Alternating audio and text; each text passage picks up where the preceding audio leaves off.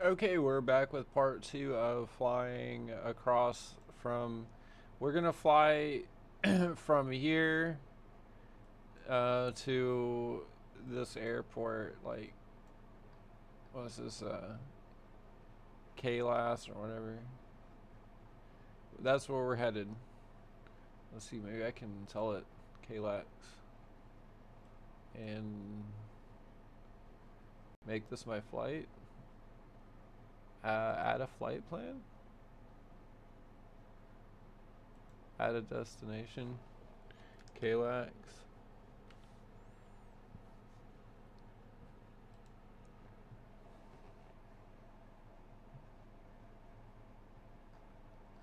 I mean, I guess that's it. We're starting where we left off in the part one video. And we have some pretty good altitude right now, so hopefully we'll be able to maintain that without too much issue and get to land. I'm pretty sure we have enough fuel. So this is a modified, if you haven't watched the first video. Whoa, no, I can't see where we're, okay. Let's get this Volanta out of the way. And yeah, we're about 400 feet. 30 miles an hour airspeed. It is kind of wonky up here because we have such small airspeed, and so when we'll push this around, we're losing altitude too. I think we're losing altitude. I don't really want to add any more trim. Try to stay pointed towards land. And I'll have to keep my map open over here. I'm aiming towards these other people, or basically past that small island on the left there. And that should line us up with, the airport over there.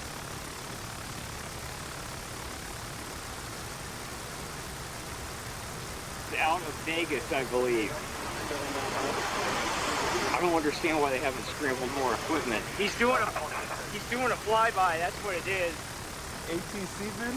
Okay, I'm just gonna leave that one alone. Shout out to all these plane spotters, because not only is this guy out there, but it looks like there's a few other out there that are recording all these planes. Without all of you out there watching these planes as they come in, it would make this series a lot harder for me to do, and it would have a lot more sunburns because I sunburn in like 30 minutes. So thank you for all you do out there. But listen to what he's saying right here. He's doing a flyby. That's what it is. That's partially right. Here's the thing. This plane was coming out of Vegas, and as it was coming out of Vegas, if they were to have a gear malfunction there on their departure, they would have stayed in Vegas and dumped some fuel or done whatever they needed to do in order to land. Since they made it all the way out to Atlanta, what it means is they didn't notice or have any indication that there was any gear problem until they got over to the runway. And as they got over to the runway, they get funneled in to a path in order to get ready to land. And if you start doing things that require the hydraulics, like on a lot of planes, the flaps, we got good altitude come now. out the back of the 450, wings that allow us to fly slower, which we need for takeoff and landing. If those start to malfunction, it could impact your gear. It depends on the hydraulic system and the plane and things like that, but it can have an impact on your landing gear. So it's possible that one of two things occurred. One possibility is they started moving their flaps, and in doing so realized that there was a possible problem in the hydraulic system. The other possibility is the flaps are moving fine and it was just a gear problem, and they put their gear down really high up and then realized that there was a bad indication. My guess is, since they seem pretty high up, and again it's hard to tell with the zooming of the lenses and all that, it's hard to tell how far out or up they are.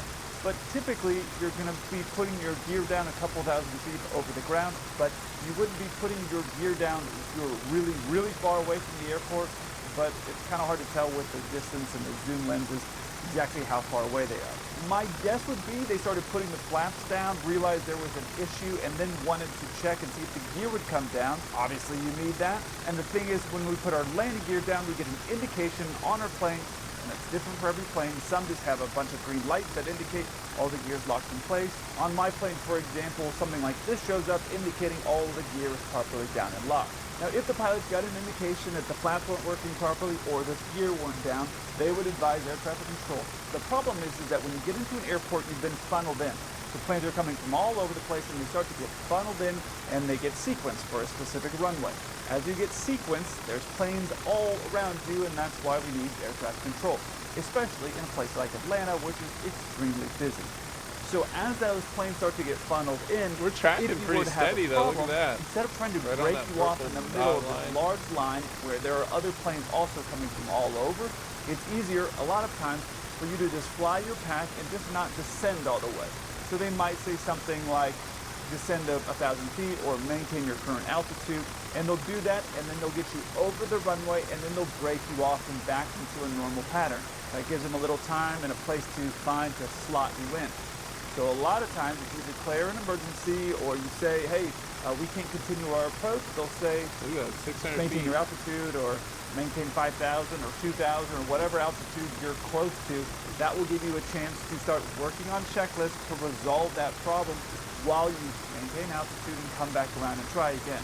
Because when you get a malfunction like this, you immediately grab this book called a QRH. It's on the planes. It looks something like this. Inside that book, what you have is a bunch of steps that the engineers who helped design this plane, who are wildly smart, and what they've done is made a checklist of a sequence of order to do things in order to resolve whatever problem you might have. So if you have a situation where a landing gear isn't coming down, you find the section that talks about landing gear, there will be something explaining that exact problem that you have, and then you will look at that checklist and follow it step by step. The thing is, they don't want pilots coming up with their own system on how to resolve problems. They want you to work as a team, so you're going to have one pilot who's flying and working the radios. The other pilot is going to have that book in their lap, depending on the plane. Sometimes it is electronic checklist, but they're going to have that checklist on the computer screen or that book, and they're going to be going step by step and doing each thing as instructed from that manual in order to resolve the problem. And that's because the engineers understand this plane backwards and forwards, and they've made it so simple that someone as smart as me can figure out how to do just about anything to fix a problem. So while this guy isn't technically wrong when he says this, He's doing a flyby, that's what it is. it's probably more that they're just holding in line in order to resolve their problem with their landing gear, and they're not going to have them descend really low to the ground because they know their gear's not down. There's no reason to get low to the ground at this point while they try to resolve their problem. So that's kind of the situation right now. I don't think he's doing a flyby at this stage.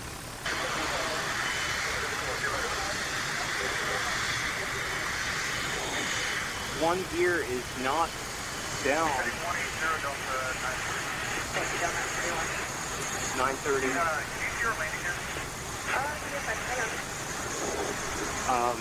I can see one.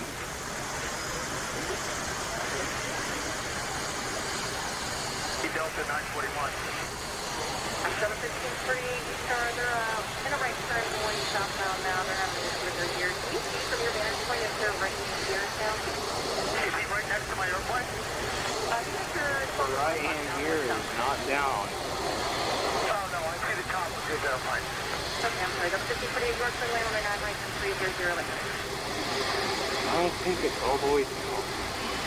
1548, clear to land on 9 right. Yeah, dude, his right gear is not down. 4 steer across from 9 left, taxi to Oh my God, we've got ourselves an emergency, a pretty significant one. The 941, we can't see from our vantage point at this time, but we can bring you in for a low approach if you want to do that. We can That's have a what we better just look. did.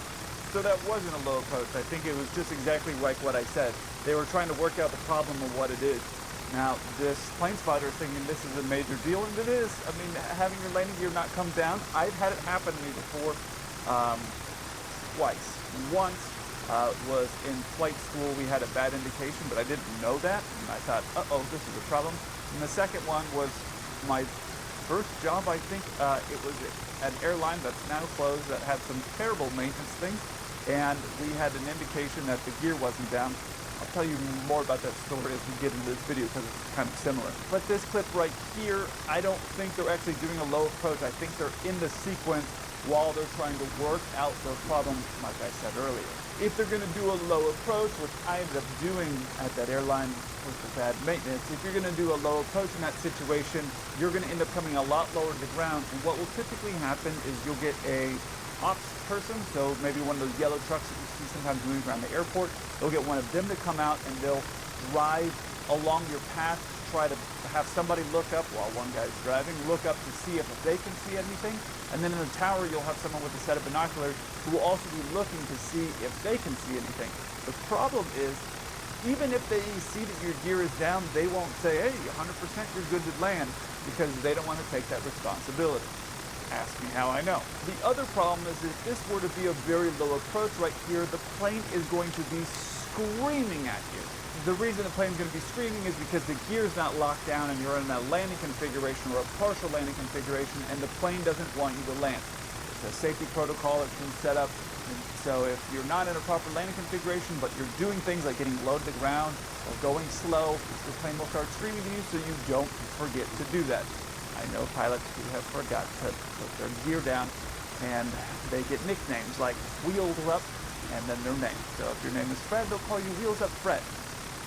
Not a good nickname. Remember, these planes don't have an unlimited amount of times that they can come back Losing in and do altitude. these flybys, because this plane's already done its flight from Las Vegas out to Atlanta. Now we have extra fuel for contingency, like going on weather, or contingency where the airport weather is bad, so you need to go to another airport. So they have some extra juice to keep flying, but it's not like an unlimited amount of fuel. If they had done this in, let's say, Las Vegas, and they had time, like the flight time going all the way over to Atlanta, they'd have hours that they could try to resolve this problem. They've already completed their flight. So there's only a couple times they're going to be able to do this before they're going to have to land, one way or the other. So people up there are feverishly working to try to resolve this problem, and I'm sure the pilots are very aware that they need to get this landing gear down, otherwise it's going to be a rough day. Flight radar 24 to real-life reconciliation reveals our emergency aircraft, Delta 941, with the gear problem. They're going to fly around for what appears to be a low path so the tower can observe it. I can already tell you the gear is not down. Where are they? Land on my 9 left. He is going to the final now, but I'll let you know when he gets a little closer. Oh, he's coming in on 9 left. Copy, Chief. Oh, look, he's got it. Oh, his gear is down now. I'll be damned. It looks like they might have cranked it down. Now this comment about cranking the gear down is funny to me because I actually had to crank the gear down on one of my planes. In that flight, we were flying this 9-seater aircraft, I think it was. We were flying into Dulles in Washington, D.C. And we're flying in there, and we have this indication that the gear wasn't going down, and it was a known problem on this plane. And there was this crankshaft. And now, keep in mind, this 9-seater jet, or 9-seater, sorry, not jet, propeller plane, had no door between the flight deck and the people, so everybody could see everything that I was doing and they were doing, and I realized that most people don't ever have access to see what pilots are doing up there. So I ended up getting up out of my seat, and it was the middle of winter, and you know how much I love the cold, and we had just flown out of the northeast. I had like 3 layers, including a jacket and a beanie on, and I get this crank handle, and I'm literally cranking this thing around to get the gear to go down. And I look over at one of the passengers, and they're just like looking at me, and then they're just looking out the window. Like they're not impressed or curious at all what I'm doing. And I'm thinking, why are you not freaking out right now? And I realize they don't know what we normally do because there's normally a door there. So maybe they think it's normal for us to be up there just cranking the gear down like it's a World War II plane. Anyway, I'm in there cranking this thing to finally get the indication. We do this low pass. And they say, it looks down, but we can't be sure. Go ahead and land. And so we just said, well, we don't really have any other choice. I've cranked this thing for as many times as we can get it. We're not getting an indication of that it's working. And they see the gears down, so we'll just go ahead and try. But these bigger planes like this, there's no cranking of the gear like that. It's just not how it works. A lot of times what happens is you do a bunch of things, push a bunch of buttons in a particular sequence, and the gear will free fall out because these are very heavy landing gears. So they will free fall out, and then depending on the plane, either the wind will push it in and lock it, or the free fall will lock it into place. So that's how it worked on these bigger jets, but I did have to crank it down, and it was not fun. I was very sweaty and with a bunch of clothes on, and then it was very cold when I got outside. Don't be cranking gear down. It's definitely no fun. Whether or not it will still be worthy of landing on, we don't know. 1630, we're going to set you up for 27 left. We have an emergency inbound at 9 left. They're probably going to close that runway. So as you can, make 2 left turns. Gonna close the runway. Source of runway 27 right at Mike 16. Yeah, the traffic's on a 5-mile final landing runway 9 left, and I'm going to have outside follow them down the runway. Copy that, yeah. If they need, if they get disabled on the runway, we're going to close it, but if they get off the runway, we'll have to follow. Delta 941, tower wind 290 at 8, runway 9 left, clear to land. That's them. A bunch of gamblers on board. I don't think those doors are supposed to be hanging down like that. That doesn't look right to me. For the inboard, let's see how its gear behaves.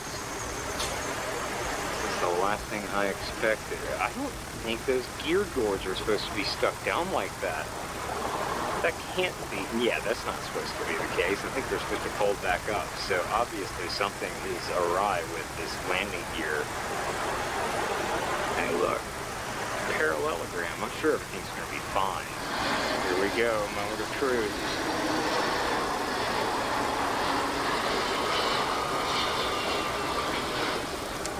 Sorry for the shakies. Oh, he's floating. Oh, I think he popped the tire. Crap. Oh, something's wrong. Yeah.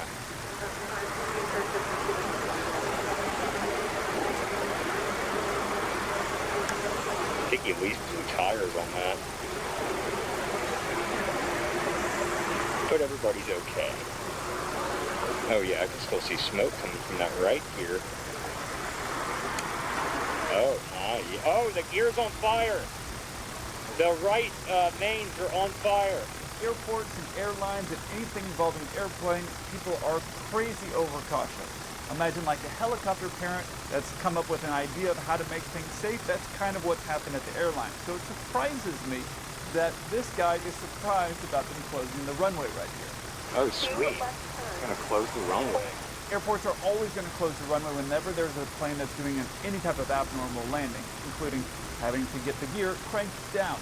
They're going to do a thing where they close that runway and they're going to roll fire trucks. Now, if you're smart, you're going to make an announcement to passengers and say, hey, as a precautionary thing, we have fire trucks that are going to be meeting us during landing.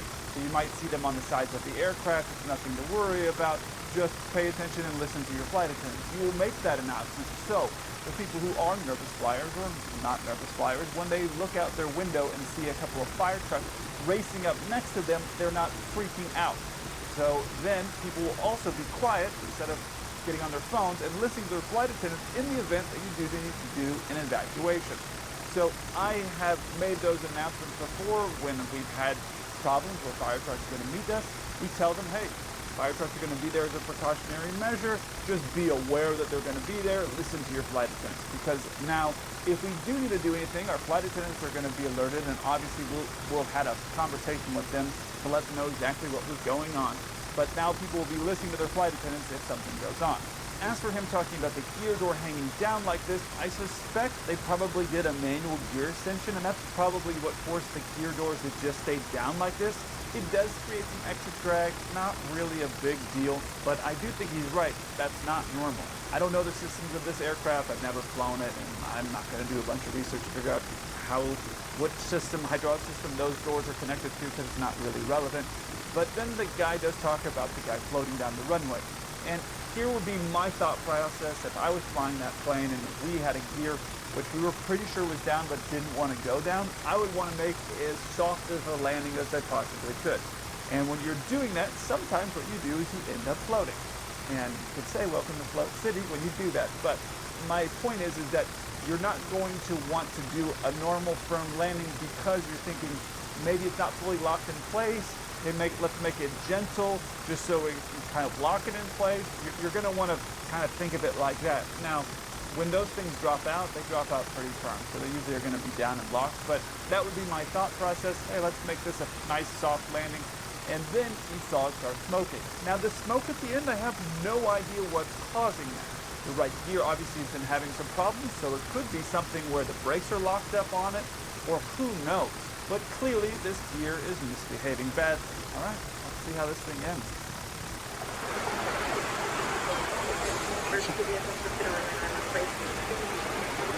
Might have extinguished itself, perhaps.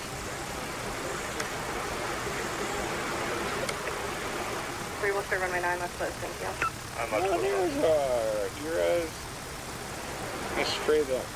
So the 1630 from like 16 cross from right 27 right, hold for the 27 left, it's going to be a little while longer still.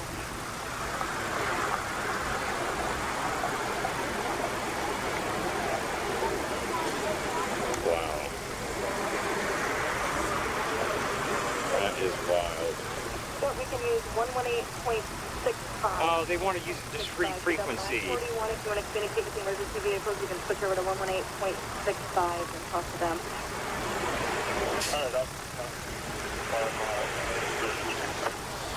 Well, fire. This guy's upset because they're using a discrete frequency.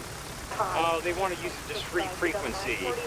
Now, I've never heard of it being called a discrete frequency. What's happening is they're on tower frequency right now, which is really busy. And so the controllers are still having to run that airport and give instructions, and people are checking on. So what they're doing is putting them on a separate, let's say, phone line, and so they can just free flow talk back and forth. Now, I was a little surprised by how long it took those trucks to roll up. Typically what would happen there is those trucks would be rolling up there right behind them, and you saw the brakes catch on fire. So I don't know if the brake was seized up or what, but usually they're going to be right behind that. Inside those trucks, which have like crazy technology, they have all kinds of super cool things like thermal imaging. They can see what's really hot, what's not so hot, and they can see that from their truck, and they get these cannons, which I've put some photos of that, I don't know, a year or so on Instagram.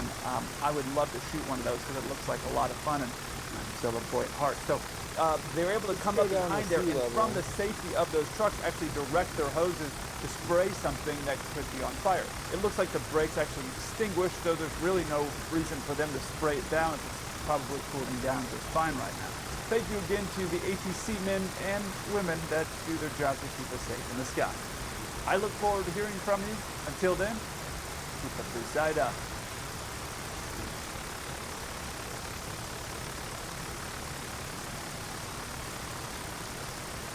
Viral debrief. Sync rate. Sync rate. I thought that was my airplane for a second, and then I remembered it has no electronics. 50, 40, 30, 20. Coming up.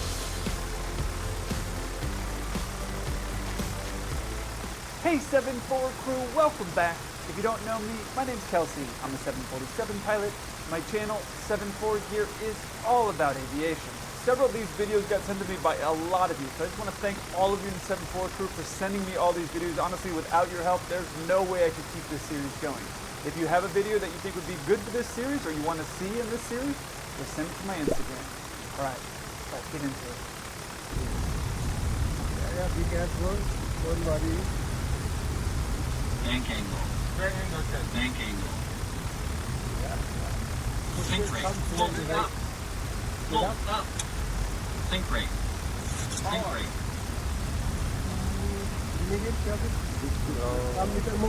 Watch the video, like, no. 30. Try again, go around, go around. Ah! Ow. Wow. I mean, where do you even start with something like that? There's going to be some things that you probably noticed, but maybe some things that you didn't notice. So let me show you this. See this right here? This PKYGW, I think it says. That means that the plane is actually registered in Pakistan. Now there are two terms that the plane started screaming at the pilots that you never want to hear if you're a passenger in the back. One of them was sync rate, and the other one was bank angle. I'm going to play it again so you can hear what I'm talking about. Bank angle. Bank angle. Sync rate. Bank angle basically means the plane is leaning too far to the left or to the right. So it's kind of the safety protocol or the safety net that's set in place where if the plane banks over too far to the left or banks too far to the right, the plane yells at you and tells you you're going too far. So that's what bank angle means. You'll never normally ever hear that, especially when you're landing. You should never be hearing that. And the other thing is sync rate. Now sync rate sometimes, in very, very rare cases, there are some airports that sync rate is something that the plane will call out. There are some very rare airports where that's going on. But sync rate basically means that your descent rate that you're coming towards the ground is too fast. It means the plane is coming into the ground too quickly. So when your plane yells sync rate to you, usually you have to add power, and you heard that guy say add power or power. That usually means if you add power, that slows down your rate of descent. Now my guess is here, based on the terrain around this airport, that this is not one of those airports where you would hear sink rate as you're coming into land. Something else that you may have noticed was that the pilot on the right-hand side, where you're actually seeing kind of more of him, the pilot that's in the right there has 4 bars. Typically, the pilot that's sitting up there that's on the right-hand side is wearing 3 bars, like me. That makes him a first officer. He has 4 bars. Typically, what that's going to mean in this situation here is that that's a check airman. So he's a specially qualified captain who's going to train other pilots, and in this case, it would be another captain that's sitting in the left-hand seat. So my guess is that it's a new captain sitting in the left-hand seat, and this is a check airman that's sitting in the right-hand seat. So you see these 4 bars right here? That means that he's a captain, and because he's sitting in the right-hand seat, I'm guessing that it just means that he's actually doing some training for the captain who's in the left-hand seat. You also notice that right after this very hard landing, his cell phone is out, which honestly is really surprising. After a landing like that, you would not be typically thinking, I need to get my phone out right away. That really surprised me. Now, you've seen a lot of hard landings in this viral debrief series. I've had my own share of very hard landings, but that's actually not what concerns me most about this video. A lot of people think that being a pilot means you're flying the plane really well and you're making really smooth landings and really smooth takeoffs, and they think that that's really what a pilot is. But really, the most important thing about, especially when you're a captain, the most important thing is making decisions and making good decisions. And this whole video has lots and lots of really poor decisions. The way the plane is going back and forth while it's trying to line up with the runway, that's bad.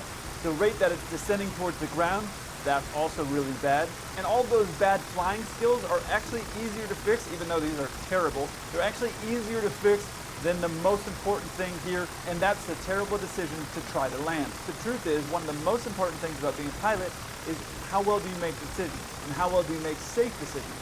And a lot of times you have to make those safe decisions on very short notice. And you have to make a split-second decision of what you're going to do in this situation. So really, the inability to fly here and the fact that he is all over the place, that's terrible. That's terrible piloting. I'm surprised that the other pilot let that go on, and then there's a third pilot, I'm guessing, who's recording, and he's not saying anything. That really blows my mind that none of them said go around or said anything. They just kind of let this all play out. But here is the thing. All that bad piloting, that can be fixed a lot better than someone who's going to make that terrible decision in that situation to say, yeah, we're going to put it in there. That's the worst decision. Because if the person's continually making those types of bad decisions, they're going to get themselves in trouble sooner or later. The bad piloting, you can teach somebody to fly. Maybe not this guy. If he's been flying around for this long and he's still doing these types of things, I don't know how he's gotten that far, but that is less of a concern, and more of the concern is that they saw all this and thought, yeah, no, we're going to make it fit.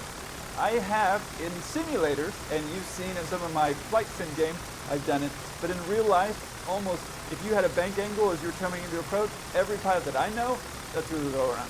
If you had something like a sink rate, unless it was previously talked about ahead of time, where this airport, for the terrain situation, you might hear sink rate. In any other situation, sink rate, we're going around.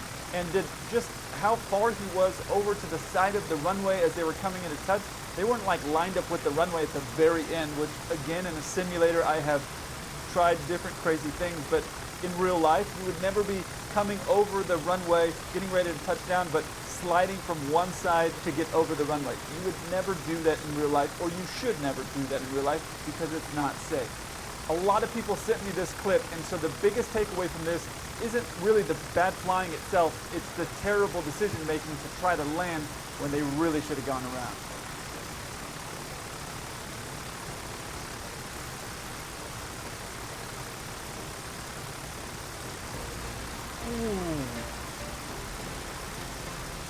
Typically when you're taxiing a plane, which means what you're doing when you're driving the plane on the ground, we call it taxiing.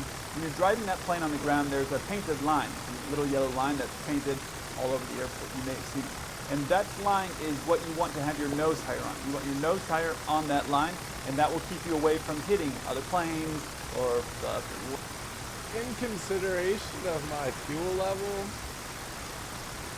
and how much distance I still have to go, I think I'm going to let it go towards land in case I run out of fuel. It wants to go that way anyhow.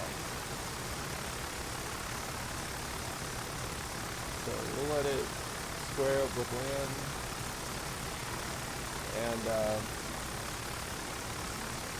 And maybe we'll land in Oxnard or something instead, because I'm at 56% fuel. Alright.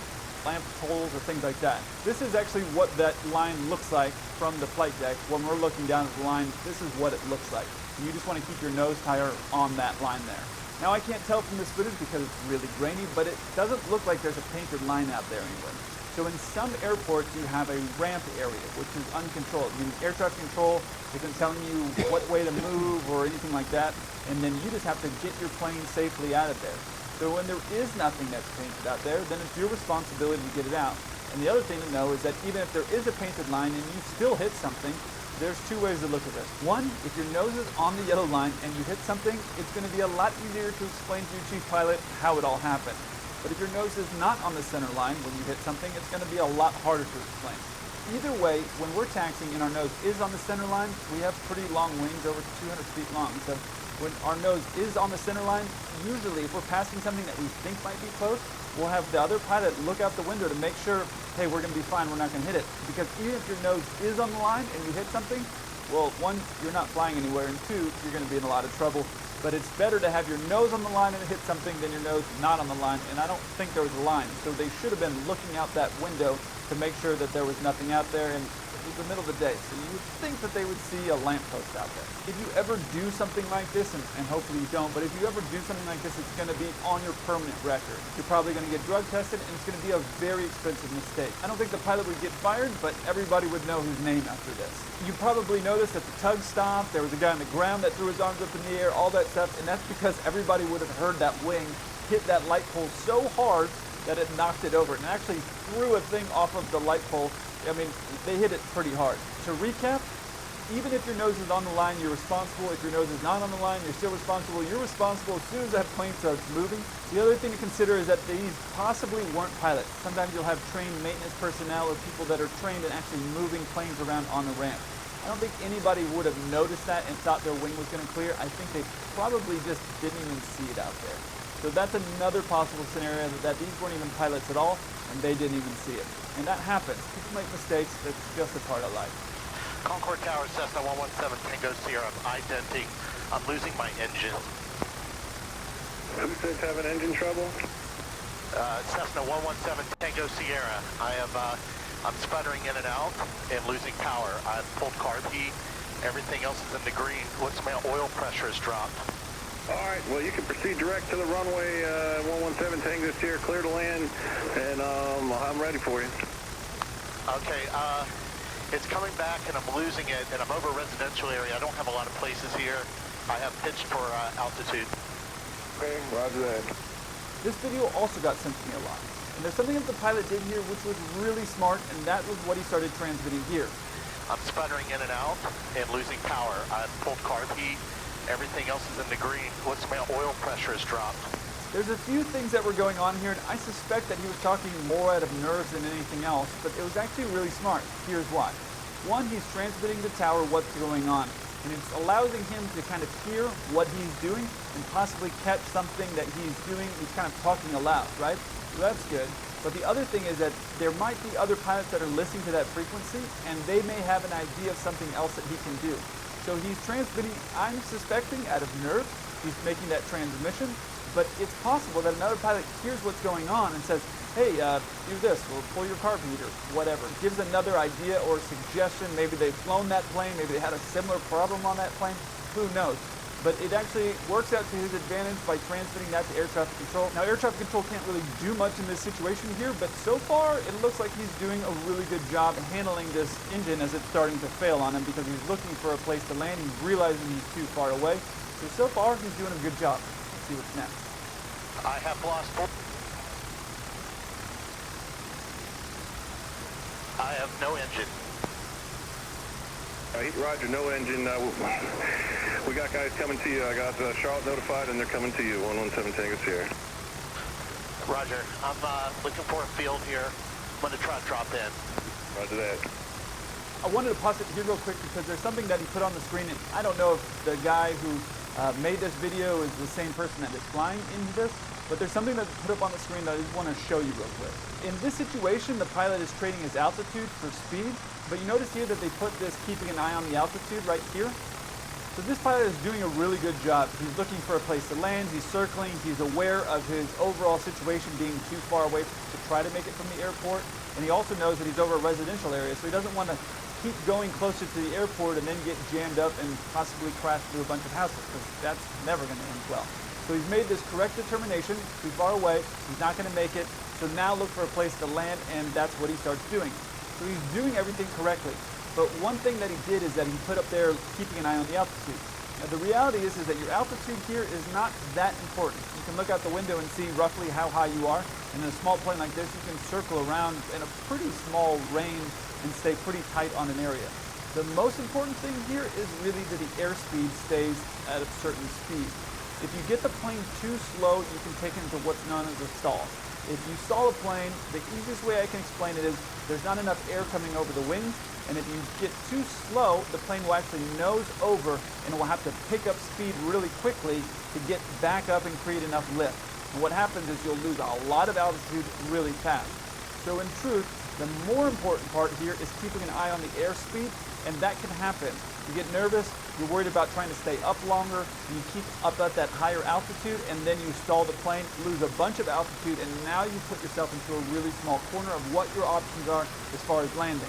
He was really doing a very good job keeping the speed up and turning around to keep an eye on where to go to land, but he just put up that thing about the altitude, or somebody put up the thing about the altitude. So I just wanted to let you know, if you're ever in this situation, really one of the most important things to do is keep an eye on that speed and make sure that you have your speed up, because if you stall, you're going to be in a lot more trouble. Another thing that I really like about this clip is something the controller said. Listen to this. Roger, no engine. We got guys coming to you. I got Charlotte notified, and they're coming to you. 117 Tango Sierra. Like I said earlier, there isn't a lot that the controller can do here, but he is talking with this guy and making him feel like he's not alone. The truth is, if you're flying a single-engine plane and you lose your only engine, you're going to feel very alone. And understandably so, I'd probably feel the same way even with all of my experience. So by him talking out the problem, the controller letting him know, I have people coming, it feels like there's somebody on his team. And you heard me talk about air traffic control is there to help you, and that's what's happening here. This guy is remaining calm, this controller is remaining calm, letting him know, hey, I got people coming to you, don't worry. He's letting him feel comfortable having someone else to talk to, because he's probably feeling very, very lonely at this point.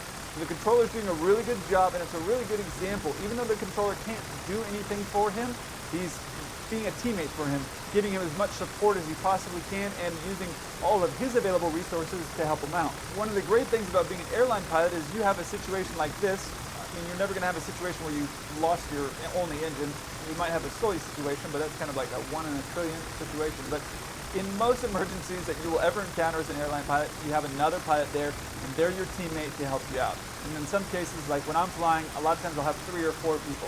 And I'll tell you what, having that third and that fourth person makes all the difference in the world, because you can get task saturated, meaning you have a lot going on. You'll have one pilot working the radios and flying the plane. You'll have another pilot who's trying to resolve the problem. And when you have a third or fourth pilot up there, it makes a huge difference, because now you have a guy who's kind of sitting back and seeing everything that's going on. They call it sitting in the smart seat. Because when you're sitting back there, you can see both pilots, everything that's going on, you can see the whole picture. So they call it sitting in the smart seat. And it's kind of interesting because I've been in that seat, that third seat, when things have gone sideways, and now I'm seeing things and saying to the captain, no this, or to the first officer, no this, and I'm seeing things and I have a better perspective. And that's one of the really important parts of crew resource management and working as a team. Now, this pilot doesn't have that, but he's using air traffic control as his teammate to help him, and that teammate is helping him get the police department and fire department and all the other people organized to get over there to him. So far, this pilot has done a really good job getting everything situated, communicating with air traffic control, keeping an eye on his airspeed and altitude, and finding a place to go land. But he's done everything right so far, but none of it matters unless he does the last part and lands the plane well. So let's see how that goes. I'm going to attempt a landing in a field right now. 117 Tango Sierra, Roger. I notified Charlotte. They got people sending as soon as they can to you.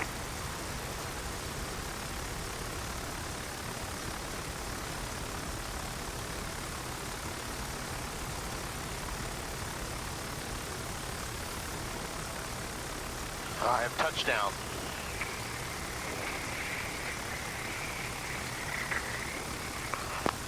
Holy.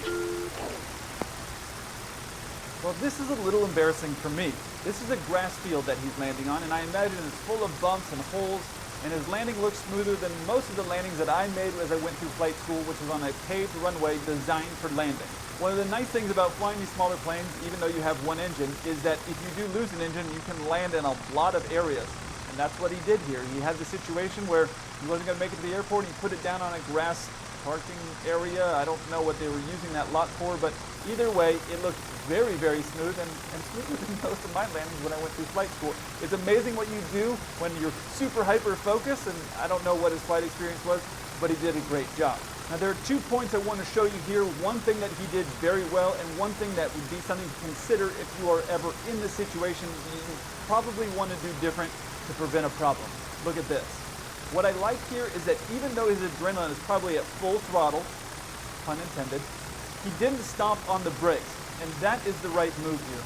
Because when you have this grass here, if you were to stomp on the brakes, you could shove your nose wheel into the grass or the dirt or the mud or whatever it is. And by not stomping on the brakes, you're keeping the weight off the nose. So that's the thing that he did really well. And this other thing is something that would be good to consider if you are ever in this situation. Notice as soon as he touches down here, he doesn't really have a lot of back pressure on the yoke, which is this thing right here. Normally you want to keep that thing back, so that way if there is any pothole or mud or anything like that that's on the nose, your nose doesn't get stuck into the dirt and possibly flip your aircraft over, and now you've taken a really great landing and made it terrible. There was a similar landing that I did on Viral Debrief, I don't know, a few months ago, where they landed in a field. And the pilot did a great job. The landing wasn't as smooth, I don't know what the ground was like, but the landing wasn't as smooth as this, but they did a great job keeping the nose pressure pulled back, keeping that yoke to their chest, and that relieved that nose pressure. So at the end of the day, I always judge everything based off the results. The results here were, man, I would be happy 100% with that. And it was great because he got it all on video, so he shows just how calm he is under pressure. So he did a great job. But if you're ever in this situation, something to keep in mind, you want to keep a little bit of pressure off of that nose just in case it doesn't grab into the dirt or the mud or anything like that. If you do hit a bump and you have back pressure, what it's going to do is help your plane go over that. The mains are going to take that pressure and not the nose. Just something to consider. Otherwise, sir, you remained extremely calm and you did a very good job. You should be really proud of yourself.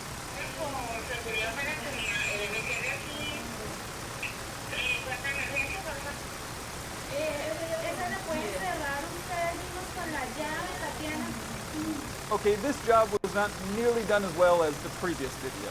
Something you never want to see when you're taxiing your plane to park is a bunch of people running away from your aircraft. A bunch of people running away usually means that you're about to be in danger or you're doing something stupid. Neither of the two are good situations. I mentioned before that when you're coming into park, you want to be going at a pretty slow speed. And the reason is they're trying to get you to park on a pretty small spot. So if you're going too fast, there's a high chance that you go and roll past that spot.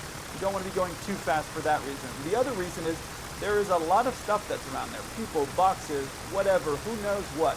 And if you're going really fast, it's possible that someone's maybe walking backwards or walking around or trips or whatever.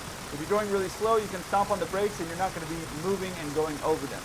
If you're going really fast, as in this situation here, you could possibly end up running over somebody or sucking them in your engine. So when you're in a ramp area, usually what I try to do is stay under 5 knots. This is a couple miles an hour. You don't want to be going too fast. And as you get closer and closer to the parking, usually I'm trying to stay under 2 knots. And that way I can get it as close to being on the spot as I could possibly be. You notice here as they're coming in, they're going pretty quickly, and then you start seeing all these people running away. You never want to see any of those types of things when you're coming in to park. A trick that I learned at the regionals for this particular situation is how you can taxi in and park your aircraft without anybody noticing. The thing is, sometimes pilots will keep their power in, and they'll come in and stomp on the brakes, and everybody in the back of the plane gets thrown forward. Not really a good experience, right? But if you're trying to be as smooth as you could possibly be when you land, and as smooth as you could possibly be when you come in and park, this is what I would do in this situation. These regional jets typically don't have enough thrust that when you're at idle, that they're going to move your plane forward. Which means to move forward, you've got to add power, and there's this big run up, so then the engines rev up, and you move forward a few feet, then you got to stomp on the brakes, and it's kind of jarring for everybody in the back. But if you leave the power in, what's going to happen is the plane's going to be pushing you forward. Then you use your brakes as actually your way to slow you down. So if the plane is already being pushed forward, it's going to use your brakes to slow you down, and then that's going to help you stop a lot smoother. The other trick is the last few feet, instead of using both brakes, if you use just one brake, it's a smoother stop than if you use both brakes at the same time. It's a trick that I learned. Well, it worked for me. You can try it. Let me know how it works for you. If you want to see some more pilots making mistakes while they're flying, check out this video here. And if you want to see some pilots fighting with air traffic control, check out this video up here. I look forward to hearing from you. Until then, keep it side up.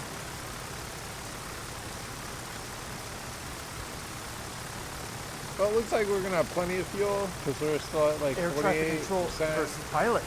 You're right. And we're almost to land, It's now so missing from I the have airplane. this It's falling off the the airplane, so your attention. yoke is locked right now, Coming so up. we're kind of heading in a slowly going toward the clockwise direction. Hey 7-4 crew, welcome then back. they'll If you stop don't know when me, we get my name's lined up Kelsey. to I'm a land. 747 pilot. My Probably channel, about now. 7-4 here, is all about aviation. Now this video is very interesting because what you have is a new pilot. This girl probably has about 30 hours. She's working on her very first license. And based off of the circumstances of the video, I'm going to guess she's probably been in the plane 2, maybe 3 times all by herself. So it's those circumstances, you can imagine how uncomfortable you'd be when something goes terribly wrong. I'm not as uncomfortable as Stella is right here, but to this day, I still don't like flying by myself. I just get bored. All right, let's get into it. Warrior 24906 X-ray, runway 9, full length, cleared for takeoff. Cleared for takeoff, X-ray. Tower, that Warrior just departed the right main gear strut and wheels just fell off the airplane. Roger. Warrior 24906 X-ray, tower. Yeah. Okay, Warrior 24906 X-ray, the walker just said that your right main is now missing from the airplane. It is fallen off the airplane, so your intentions. Can I circle back to land? Warrior 906 X-ray, affirmative. Are you a solo, ma'am? I'm a pseudo pilot solo, yeah. Okay, it'll be okay. Just go ahead and circle the airport for now. Make a right turn to circle. We're going to get some people out to help you, okay? Pattern altitude 1,100, and you can make a right turn out, okay? Okay. This girl is obviously rattling, and I would be too considering the amount of flight experience that she has. Something I got told when I started flight school from my very first flight instructor was, when you start flight school, you get 2 bags. One bag is full of luck, and one bag is empty, and it's your experience bag. As you go through flight school, you're going to do some dumb things, you're going to make a lot of different mistakes, and each of those mistakes and dumb things that you do, you're taking something out of your luck bag. So as you gain experience, you're going to be putting more and more chips into your experience bag, because sooner or later, your luck's going to run out, and you're going to need to rely on your experience. This girl has maybe 20, 30 hours, and she's already out of the luck chips. But this controller did something I really like. Pattern altitude 1,100, and you can make a right turn out, okay? Now this controller realizes that this girl is a student pilot and realizes just how flustered she's going to be.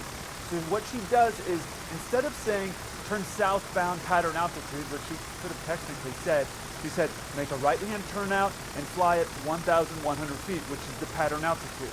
Now pattern altitude, the simple way to explain this is, when you're going through flight school and you're doing takeoffs and landings, you're flying in what's called a racetrack pattern.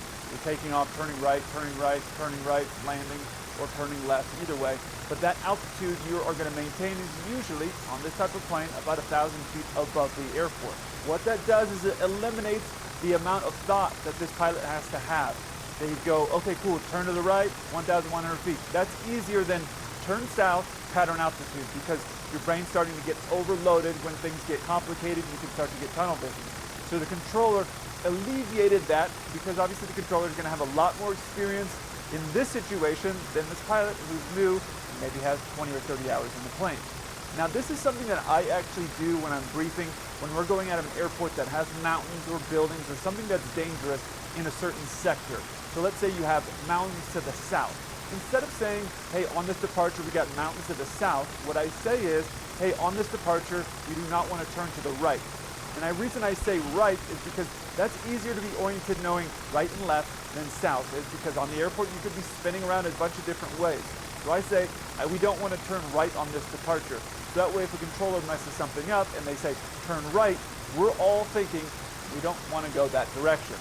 Now listen to the swap over in the way the controller is talking from controller to nurturer mode. Warrior 906 X-ray, affirmative. Are you a solo, ma'am? I'm a pseudo pilot solo, yeah.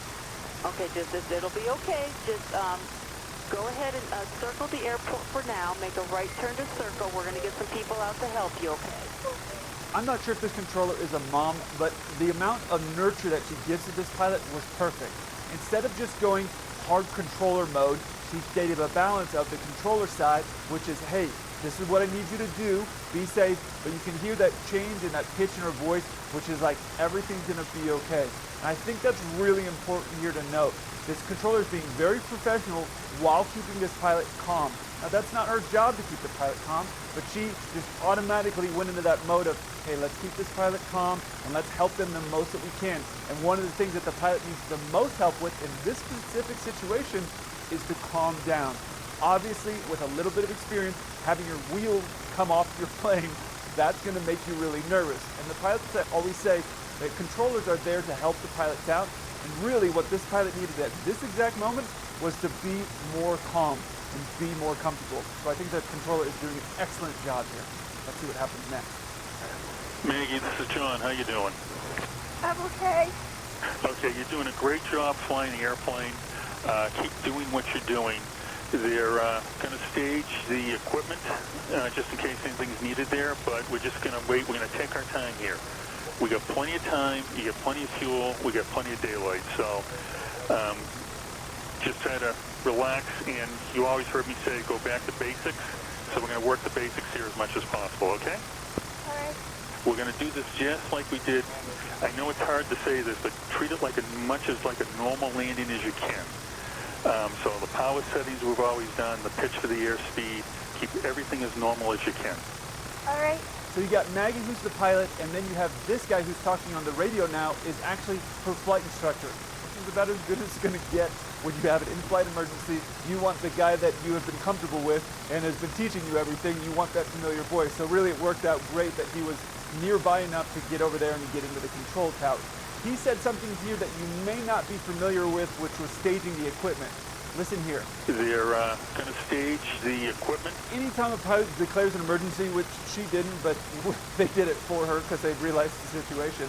Anytime a pilot declares an emergency, they're going to roll the fire trucks out. And they're going to get the fire trucks out. Now he's saying they're going to get the equipment ready and staged just in case they need anything.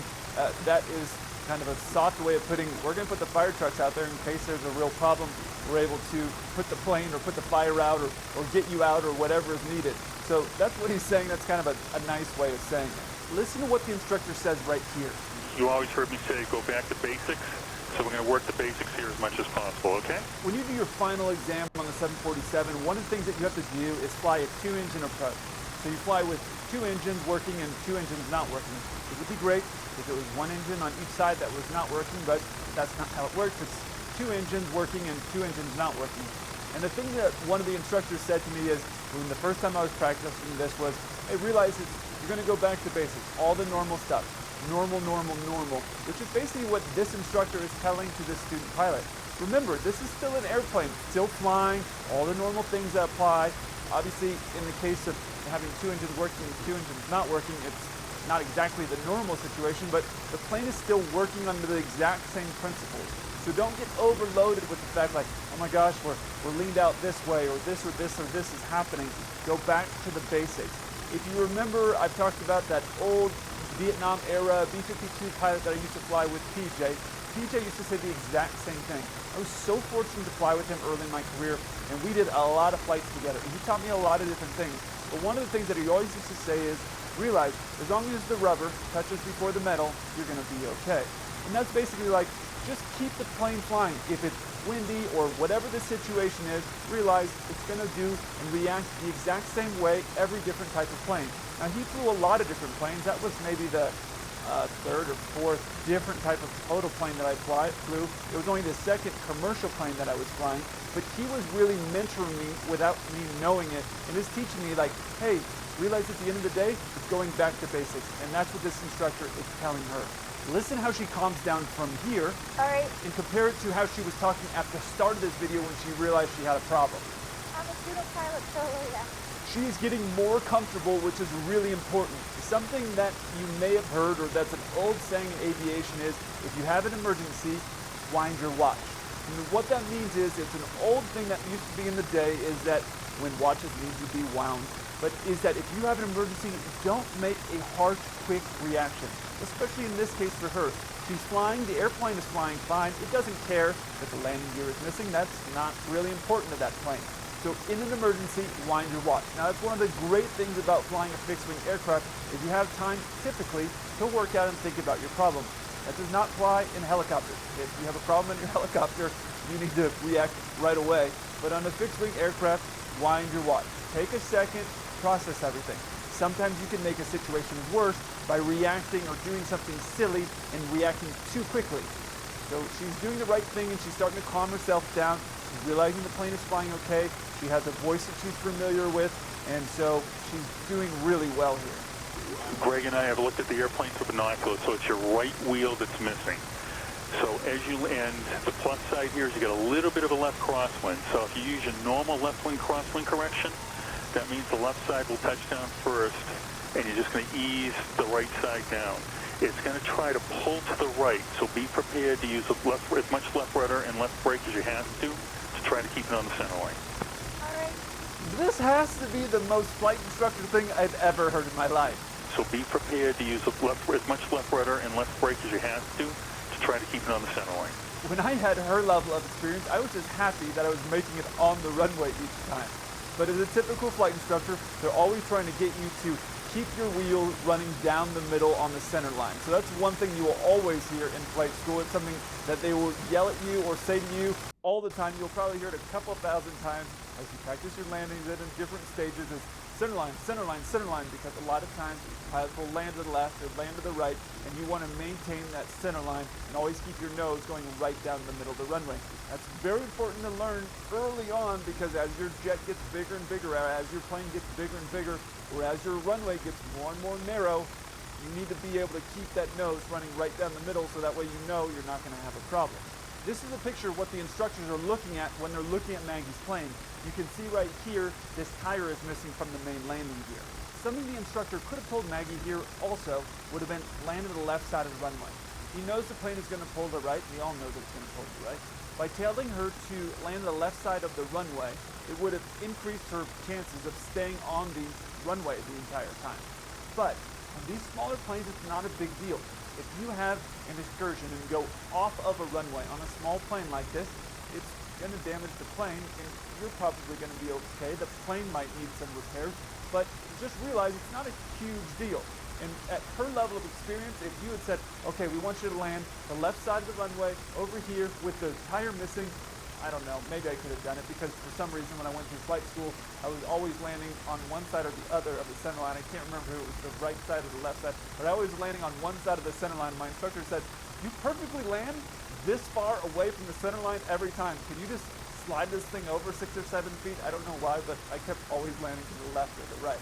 But if he had said, hey, try landing a little bit to the left side of the runway, it would have increased her chances of staying on the runway there. But like I said, on a small plane like this, it's not a big deal if you slide off. It's like being in a small car crash. You may have seen some clips like this of planes landing totally off the runway and still being able to make it on without there being any issue. Now, if you drop a 747 30 feet out of the sky and land totally not on the runway, it's definitely not going to work out that well. But on a small plane like this, it's going to be all right. Let's see what Maggie does next. What's real good, Maggie? You get enough spacing out there? I think so, yeah. We're not going to rush everything. This is going to be perfectly normal. If something looks wrong, I'll tell you to do a go-around, but we're going to do a perfectly normal landing here. All right, should I drop the flaps now? So, Maggie, when you're comfortable, go to full flaps. All right, I'm there now, sorry. That's okay. You're doing a great job. Just remember that 09 your aiming point. Very light winds, Maggie. Very light left crosswind. So that's all to your advantage. Can't hear me. Oh well. You're doing great. Keep doing what you're doing. Go back all the power.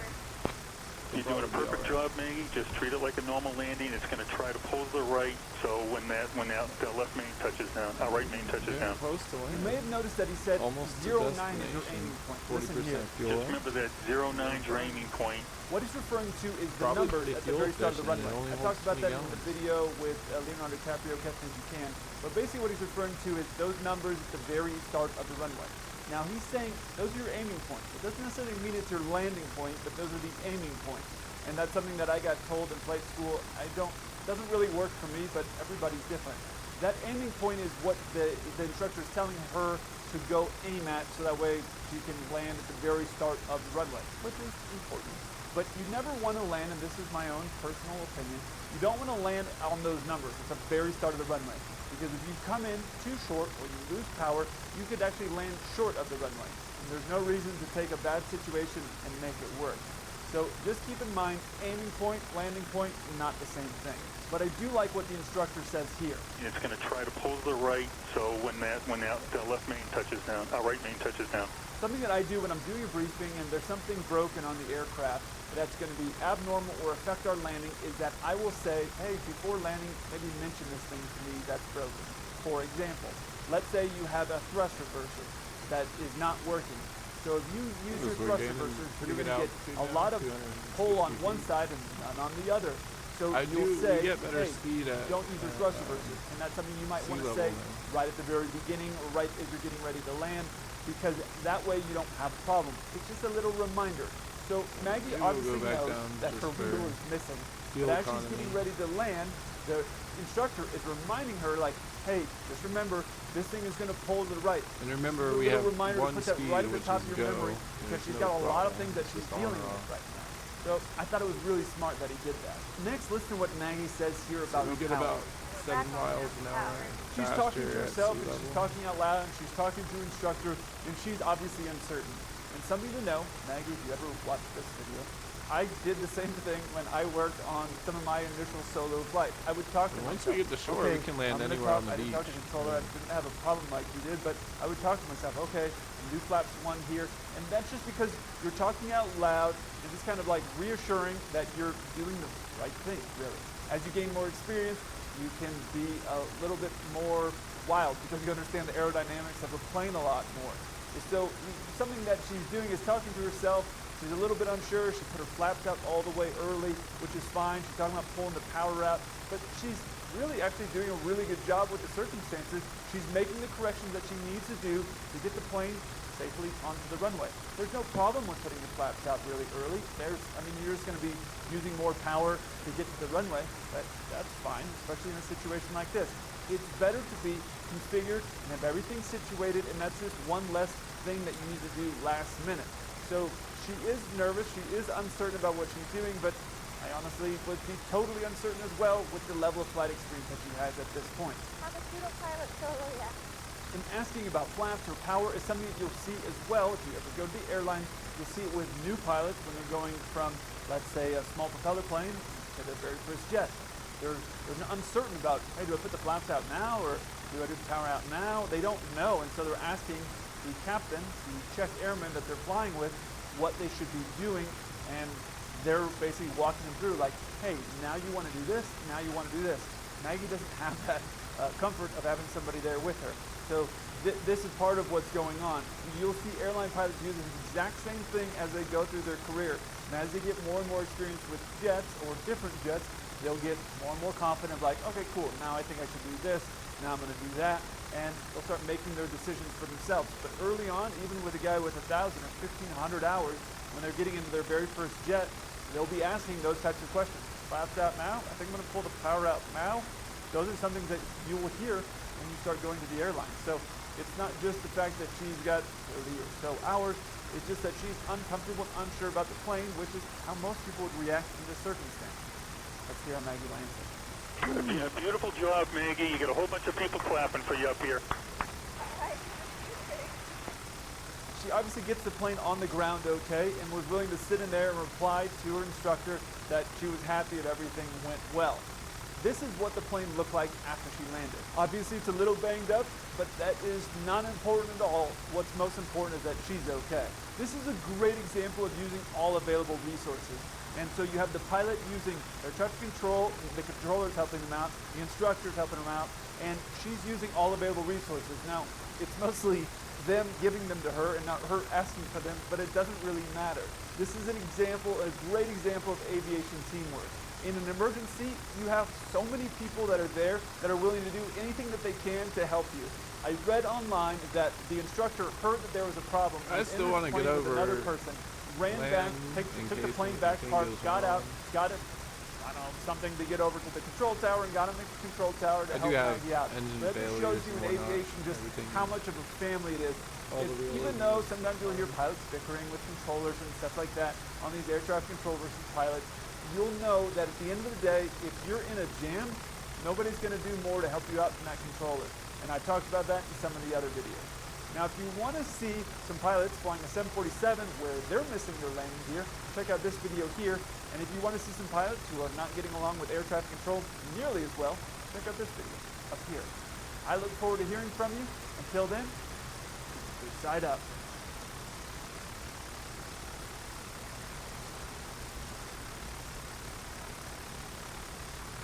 Air traffic control versus pilots. Cessna 36 Bravo, that would have been good information to know prior to your departure. You didn't ask? Coming up. What do you mean you didn't ask? That's such a crazy, because it's out of pocket. Hey 74 crew, welcome back. If you don't know me, my name's Kelsey. I'm a 747 pilot. My channel, 74 here, is all about aviation. Most people believe that one of the hardest parts about being a pilot is flying the plane. Actually, that's This one of is the actually easier a parts really about being a great pilot. Dealing with ground air traffic effect control while you're hybrid taxiing, for vehicle, passengers that are having problems in and flight, maybe I'll things like build that one, are really a lot more complicated like an to deal with. ultralight. And here's some examples that Would don't go not very use well. these materials exactly, and probably use something with a little more power. But you don't need a license to build an ultralight and fly it. And I live in the desert. There's plenty of flat land out here to go fly experimentals. And So number that's 4785, bring up gonna be any 250. down the road. 250, and then number 4785, when you have a chance, I might build something like that. Like I said, a lot of flat land out here. I can build ground effect hybrid, like something that number 4785, and contact me, approach 125.7, will bring you back around. modify the shape of the wing or something. Something that's really good that the ground pilot did effect here or- when he was communicating with air traffic control is he read back just the part that was relevant when she gave him all The that fire information. alarm's going off, Listen to but this. it does that. 4785, It's just Tower, moving me. departures prior to It'll arrival, stop soon. 33022, that's 31, runway Like you make a 31 piece of left, toast in the alarm office. It's very simple. You see how the pilot just said cleared land? Granted, he was mumbling a little bit, but he said just cleared land. That's really the relevant part to all the things that air traffic control said. Sometimes I'll hear newer pilots, and I'm guilty of this too as well when I was newer, and they'll read back all the winds and the traffic and all the different things that she said. Those are just information pieces. Those aren't things that are instructions that you're required to read back. That part that's very important there is the clear to land. So that helps shorten up the communication, and so the pilot did very well on that part. You heard me say in the past that when you hear a communication from air traffic control, if you read back exactly everything that they told you, if you read it all back in the way that they said it, usually you're going to be saying everything correctly. Obviously there's exceptions to every rule, and this would be one of those exceptions, so they did do everything well here. Now, this airline, Endeavor, flies the CRJ. It's the plane that I used to fly. It's a regional jet. It's really a great plane to fly. And for all of you that aren't ever planning to become a pilot, there is something here that's very important that you can learn from this audio. Listen to this part here. And number 4785, when you have a chance, can I have a reason for the go-around? Yeah, of course. You're gonna turn up in the bathroom. I don't know which version of the CRJ they were flying, but some of these CRJs have two jump seats, and one of the jump seats is in the back in front of the bathroom, which means that if the person was in the bathroom throwing up, the flight attendant couldn't be in their seat, which means the flight attendant's in an unsecure spot and the passenger's in an unsecure spot. So the pilot did the right thing about making a decision to do a go-around. It's better to do a go-around, come back and try again a little bit later when everybody's in their seat. But here's the thing that you can learn if you're never planning on being a pilot. If you're in one of those smaller jets and you're getting ready to land and you feel like you're going to throw up, take the 6-sack that is in the seat in the front of you, take that and throw up in there. Will it be embarrassing? Yes. Will people hear you? Also yes. Will people smell your throw up? Probably. So all of that is going to be terribly embarrassing. But not as embarrassing as probably would have happened in this scenario here. If that passenger had gotten up, that means in those little bathrooms, there's not a lot of space. I've been in them. You will not have space to throw up and get in that throw up position. You will not have space in these regional bathrooms, which means the door is probably partially opened up with your feet sticking out. So now, your feet are sticking out, you're bent over, and you're throwing up in an airplane bathroom, which is just, it's gross. So I want you also to remember that men have a hard time hitting a toilet bowl when we're standing there at a house. So you can imagine during turbulence just how bad our aim is. We don't become super snipers once the turbulence hits. So just keep that in mind as you're crawling around the floor of the bathroom. Not a great idea. So option A, this passenger is in the back of the plane where people would have to turn around and see them. That's not great. Option B is they're in a CRJ 900, which is one of the larger CRJs that they fly in the US. And that means that his feet or her feet are sticking out of the bathroom at the front of the plane, which everybody can see. So now you're flying into New York. There's people that are probably going to be delayed for their flight, and they're going to all know that they're delayed because you are the person that was throwing up in the bathrooms with your hands and knees probably on the floor of this super disgusting bathroom. So of the two, it'd be better to just sit in your seat. People in the probably 2 or 3 rows up front of you, obviously the person beside you, everyone's going to be grossed out. That's probably better than the whole plane going around and now everybody's 10 or 15 or 20 minutes late because you're the guy. So don't be that person, then you have to walk back and everyone's looking at you feeling bad. You're just throwing up in your corner. Hopefully you have a window seat. Just throw up in your corner, pull your hat down over your head, and then here's the other thing that's really important to remember. Is all that throw up that's in your trash bag, your 6-sack, just take that off the plane with you. That's not a present. Don't hand that to anybody. Just take that off the plane and then throw it in the garbage can somewhere. But don't hand it to the flight attendant and don't leave it on the seat like it's a present. I've seen people leave those on the seats like, here you go, a little parting gift. Don't do that. Joplin ground, 8263 Bravo is ready to taxi. 8263 Bravo. Cessna 8236 Bravo, Joplin ground, runway 36, taxi via Bravo Delta Charlie. Say again slower, please, sorry. Cessna 8236 Bravo, Joplin ground, runway 36, taxi via Bravo Delta Charlie. 8263 Bravo, taxiing 36. Cessna 36 Bravo, expect a progressive taxi. Proceed on to taxiway Bravo, ahead and to your left. Cessna 36 Bravo, taxi straight ahead. Okay, 8263 Bravo is taxiing on Bravo. Cessna 36 Bravo, you just passed Bravo. Turn around, make a 180. Okay. So this pilot is about to do her solo flight. If you aren't familiar with that, somewhere around 20 hours at the very beginning of your training, you go do a flight by yourself. You do 3 takeoffs and landings. It's very nerve-wracking for you. Up until this point, you've had your instructor there. So you're about 20 hours in, which means that your flying skills are really not that good. Your radio skills are also really not that good. You're just not good in general. All you have to do is do 3 takeoffs and landings. And it's a huge boost after you do that. The confidence usually improves a lot because you're like, whoa, I just did 3 takeoffs and landings by myself. So it's a huge milestone. I'd say it's one of the biggest milestones that you'll have in your aviation career is getting that underneath your belt. So I understand why this pilot is a little bit rattled. Oh my gosh. If there was some guy who was making YouTube videos back when I did my solo, maybe would have ended up in here because it was a total hot mess. The winds were, I think, like a crosswind of 10 knots. It felt like 40, but I think it was probably 10 or maybe even less than that. It was probably, winds were probably calm. But it was all, I was all over the place. So I understand the feeling of this. This is a chart of the airport she's at. Let me zoom in here because this is actually the section of the airport where she's at right now. She's trying to go here, and the only way to really get there is from Bravo, Delta, and Charlie. This is a very simple airport. And before I'm ever going to leave an airport, before I call air traffic control to actually leave, I have an idea of the runway that they're using because I've listened and got the weather at that airport. And so I know what runway they're probably going to use, where I'm at, and most likely how I'm going to get there. So to get here to this part of the runway, the only way to get there realistically is Bravo, Delta, and Charlie. So you need to have an orientation of where you're at before you call. If you aren't aware of this little tidbit of aviation, we name all of our taxiways using the military alphabet. That's the easiest way to call it. A, Alpha, B, Bravo, C, Charlie. It's a phonetic alphabet. So if you've heard that in the movies where they're screaming out those things, that's the same way that we use these taxiways. This is a very basic airport. Airports can get extremely complicated. I know early on in my career, I told you about it in a video a long time ago, I landed into Houston. I was a brand new pilot flying corporate. We landed into Houston, which is a very complex airport, which don't use single letter taxiways like Alpha.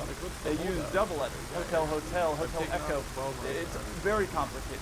and I was not prepared for it at all. Take a look at this chart here at Houston. You can see that the taxiways, there's a lot more of them, and it's a much bigger airport, and a lot of the taxiways have 2 letters on them.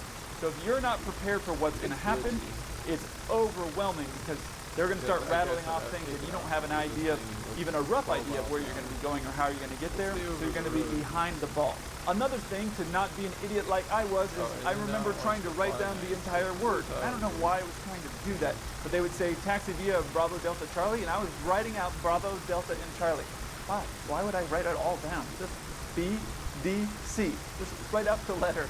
So if you know the alphabet, which obviously is something you should know once you start to do your solo, if you know your alphabet, you just need to write those down. Now here's an example of how I would write down this, what's being told to this pilot here. That's how I would write it down. So taxi to runway 36 via Bravo Delta Charlie, and if they were to say something like taxi to 36 Bravo Delta, hold short of Charlie, this is how I'd write it. And once you go to the airlines, if you ever go that way, usually one pilot will be writing it down, and then if there is only one of the boxes that we're always typing stuff in, they'll have a keypad, and that's exactly how they write it too. The B, the D, the slash mark is the hold short, and then C for Charlie. So that's kind of the way I do it, and I've seen a lot of pilots do that. That's just the way I do it. You just have to find what works for you. You can be your own system. It doesn't have to be this system. You can put whatever you want on there, but you need to come up with a system so you can write it down. Because one, in a very busy airport, there's going to be a lot of things that are happening. The other pilot's going to rely on you, or if you're by yourself, you only have you to rely on. So you'll be able to write down what they said. You read back what you wrote down. They say yes, or they don't say anything, lets you know you wrote down the right stuff. And then while you're taxiing, you can keep looking at your chart, looking at your notes of what you're supposed to hold short of, and you don't ever get in trouble. That's the easiest way. Write it down, unless you're super crazy smart. I'm not that smart, so I have to write everything down. Something important to realize is that aviation is a very humbling profession to be in. You're always learning new things. You're learning a new plane. You're learning a new airport. You're always learning new things. So it's very humbling. There's always going to be people who are going to be better than you. So it's something to just get humble now. Don't do the I know. Don't have that attitude. Just realize it's going to be a humbling experience. You're going to feel stupid. As you go through flight school, really all of flight school, I felt like an idiot. I thought maybe I was the worst pilot that had ever gone through that flight school. Just realize that it's all part of the game. You just have to keep studying and keep working hard. That's the way it works when you go through flight school. And then when you go to your airline, you're going to feel humbled again because now you're doing and learning all the new procedures there. And as you go along, it gets easier, but it's always going to be humbling. You're always going to have someone there at the airlines that's going to help you, that's going to help you get out of trouble. And the thing is if you just use your crew, it's going to save you a lot of headaches. That's just my tip. In this situation, this pilot, she's by herself. So her teammate really is the controller. When you're flying by yourself, your teammate, your crew member, is the air traffic controller that you're dealing with. If you get jammed up, that's who you go to for help. So in this case, the controller says, I'll give you a progressive. Cessna 36 Bravo, expect a progressive taxi. Proceed on to taxiway Bravo, heading to your left. A progressive means that this guy is going to act as your GPS. He's going to tell you when to turn left, when to turn right to help you get to where you want to go. So for some reason, you've landed at some airport that you weren't prepared to land at, and you don't know where to go. You would tell the controller, hey, I'm totally unfamiliar with this airport, or what you would say is, unfamiliar with the airport, can I get a progressive to wherever it is that you're trying to go? So that, then the controller will maybe be a little bit annoyed by it, depending on what airport you're at, but they'll give you the instructions on how to get there. Turn left now, turn right here, and they'll get you where you need to go. And then, of course, once you get there, park, get gas, or whatever you're going to do, review the plate, review the chart of where you're going to be leaving from, so that way when you call up the controller again, you can know roughly how you're going to be getting there, so you can write it down, read it back, and they're going to be like, okay. If you then call up and go, hey, I'm not familiar, can I get a progressive to the taxiway? For the takeoff, they're going to be more irritated because it's just going to show you're not prepared.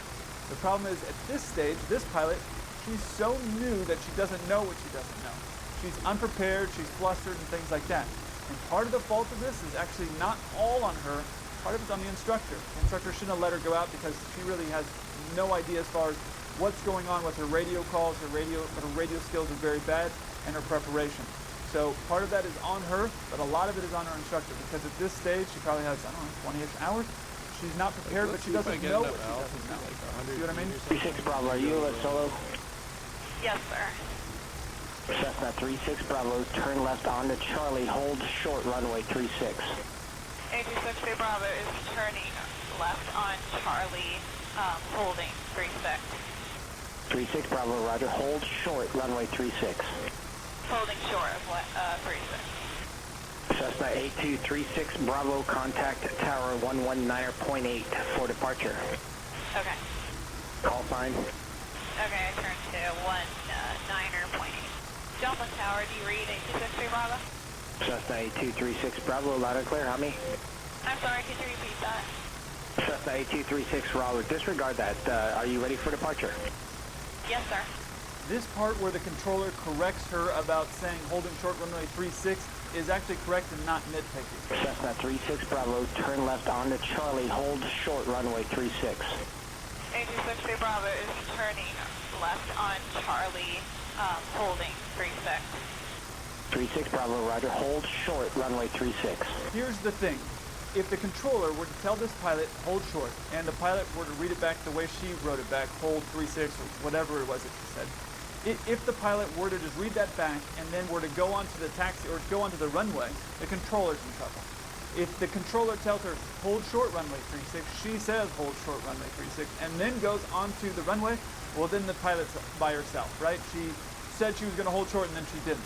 So there's some really important phraseology and terminology that you have to use, and one of those things is hold short. It's something that we all get told, just like line up and wait. It's where you line up on the runway, but you don't take off. So if a controller says to you, line up and wait, runway 36, and you say, line up and wait, runway 36, and you line up in 36, and then you just take off, well then you're in trouble, because you said you were going to wait, but then you just took off. So those types of things, it's important that you read back what the controller says, because then it protects them. So the controller might have sounded nitpicky because she wasn't saying exactly right, but he was doing the right thing there. Cessna 8236 Bravo, contact tower 119.8 for departure. Okay. Call sign. Here's another example of her lack of experience. And again, 20-ish hours in, I'm guessing, the radio phraseology that she has is not good. So it's important to understand that what I would do, if I could do it all over again, if I had to do it all over again, and I don't want to do it all over again, but if I had to do it all over again, what I would do is when I'm at home cooking or at the gym or anything like that, I would listen to any of the apps that you can listen to air traffic control.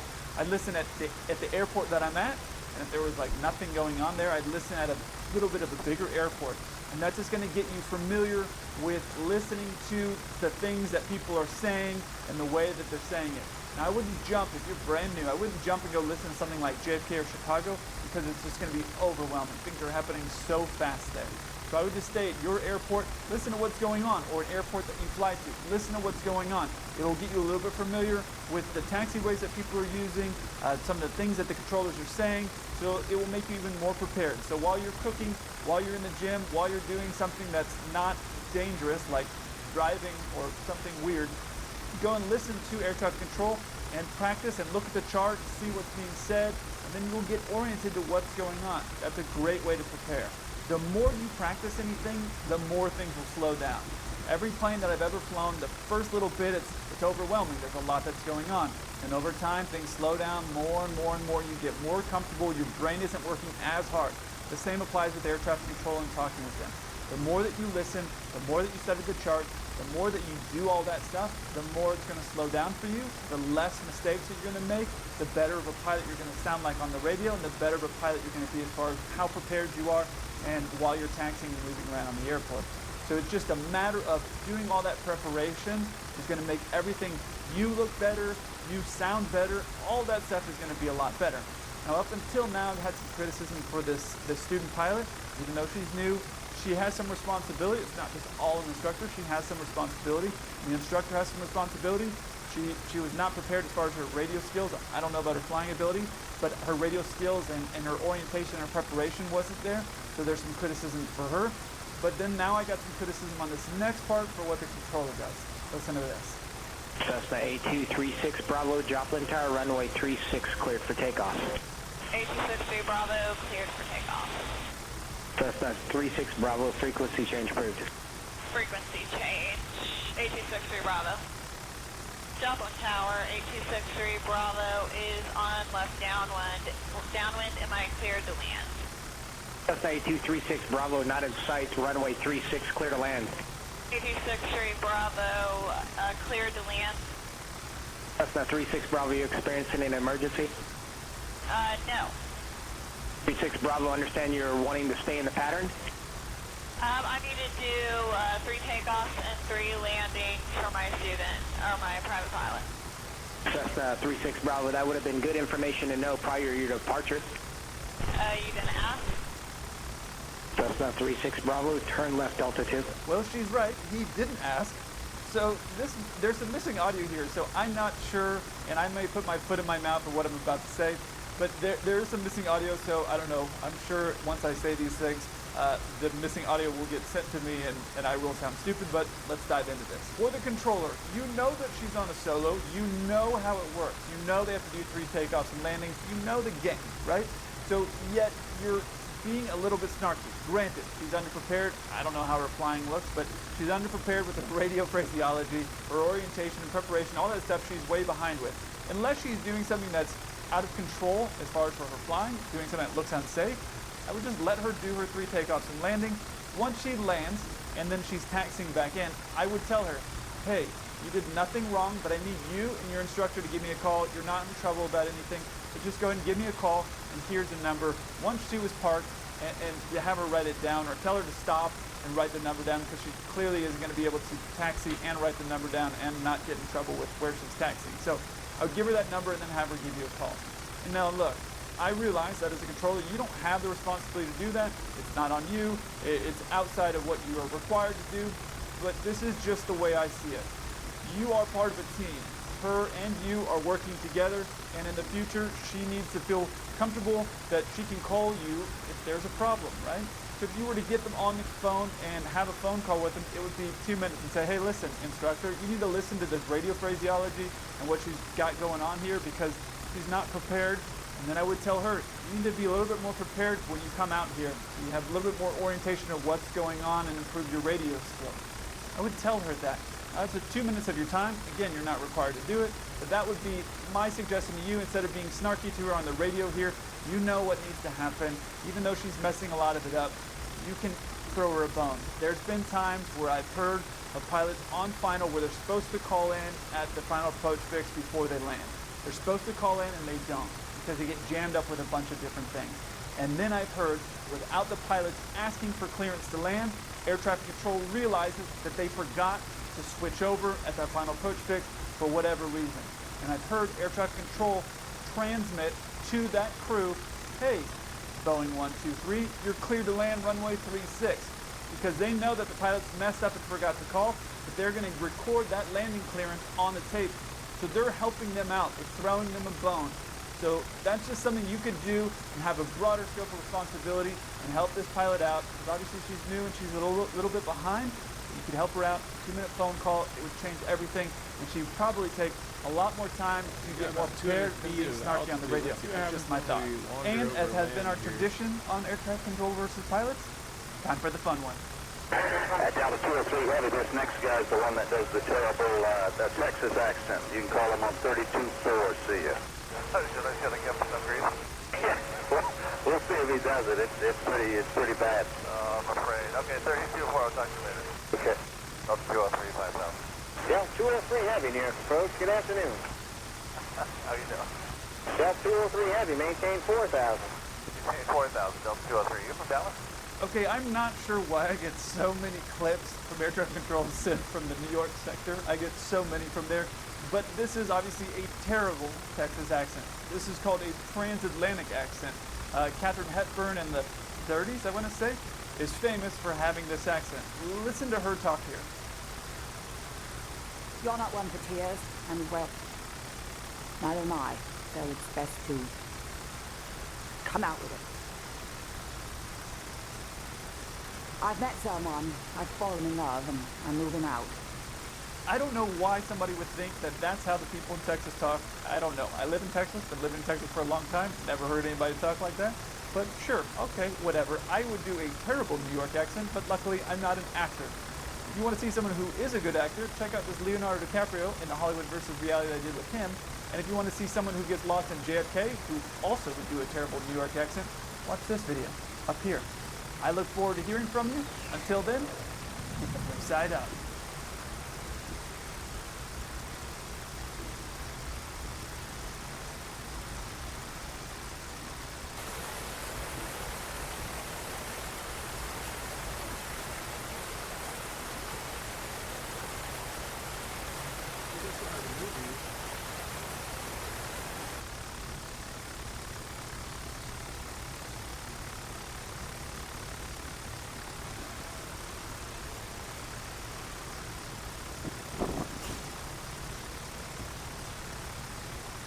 Having the bottom of your plane drop out like that is one of the most uncomfortable feelings you'll ever have as a pilot. Here's the full clip.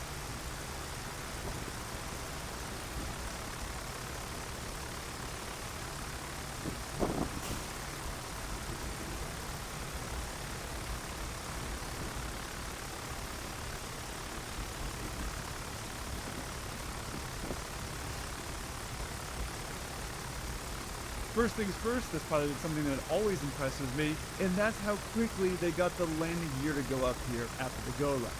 That is a very easy thing to forget, and it requires two people to miss it, and sometimes when you're really busy, like doing a go-around, you can forget that, so great job on the pilots for doing that. The next thing is they did the go-around, but was that the right decision this low to the ground? In most U.S. carriers that I've ever seen, we have a policy called a no-fault go-around. What that means is that if you do a go-around, you don't have to justify it to anybody. It didn't used to always be that way. It used to be if you did a go-around, you then had to explain to the chief pilot or to somebody at the airline, hey, this go-around was done for this reason. And what that does is it creates pilots trying to force a landing even though something may not look very good. So I don't know about this carrier, and around the world, it's not always that case. So that's something that the U.S. did that I really think all airlines should employ. If you have a go-around, not a big deal. You can go up and do it again. And a lot of times, air traffic control will ask you, usually at a very inopportune time while you're in the middle of doing a bunch of things, but they'll ask you about the go-around. But doing the go-around should always be a no-fault issue, meaning you come in and it could be your fault, it could be the wind's fault, it doesn't really matter. You go up and do it again, and you don't have to write it down or justify it anywhere.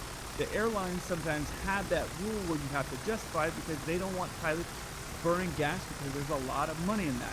That's a lot cheaper than slamming a plane and breaking something when you hit the ground. You can see the pilots here are fighting to get this plane on the ground. And the tricky thing while I'm watching this is the nose sometimes is going down because the pilots are pushing the nose down, and sometimes it's because the wind is actually dying off and the plane is going down to chase that speed. This is really hard when I watch these to know exactly what is causing what. Now during these types of gusty crosswind landings, there is a lot going on for the pilot. The thing you need to realize is they're trying to manage their speed going forward and backwards, meaning you can't give it so much power as you get towards the runway because you'll end up floating down the runway, but you can't go too slow because if the gust goes away, the plane could stall really close to the ground, which obviously is very dangerous. Then you're having to deal with the pitch of the aircraft going up and down as the wind changes. So sometimes you might have a gust of wind, and you need to push the nose over, and then the wind goes away, so then you have to pull back, so you're not now diving towards the ground. So there's a lot of things that are going on, and on top you have the plane rotated or crabbing slightly to the left because you have a crosswind. So you have all three different axes that are happening while you're handling your power management. It's a lot going on, especially as you get close to the ground, because you need to get in that touchdown zone, that first third of the runway, you have to be in there. And you have to be able to safely do it in the middle of the runway. If you get blown to the side and you end up in the grass and take out a bunch of lights, you're going to be in a lot of trouble. I'm going to play this clip for you again in just a second, but you will see the nose go over and then the bottom of the plane drop out. Watch this.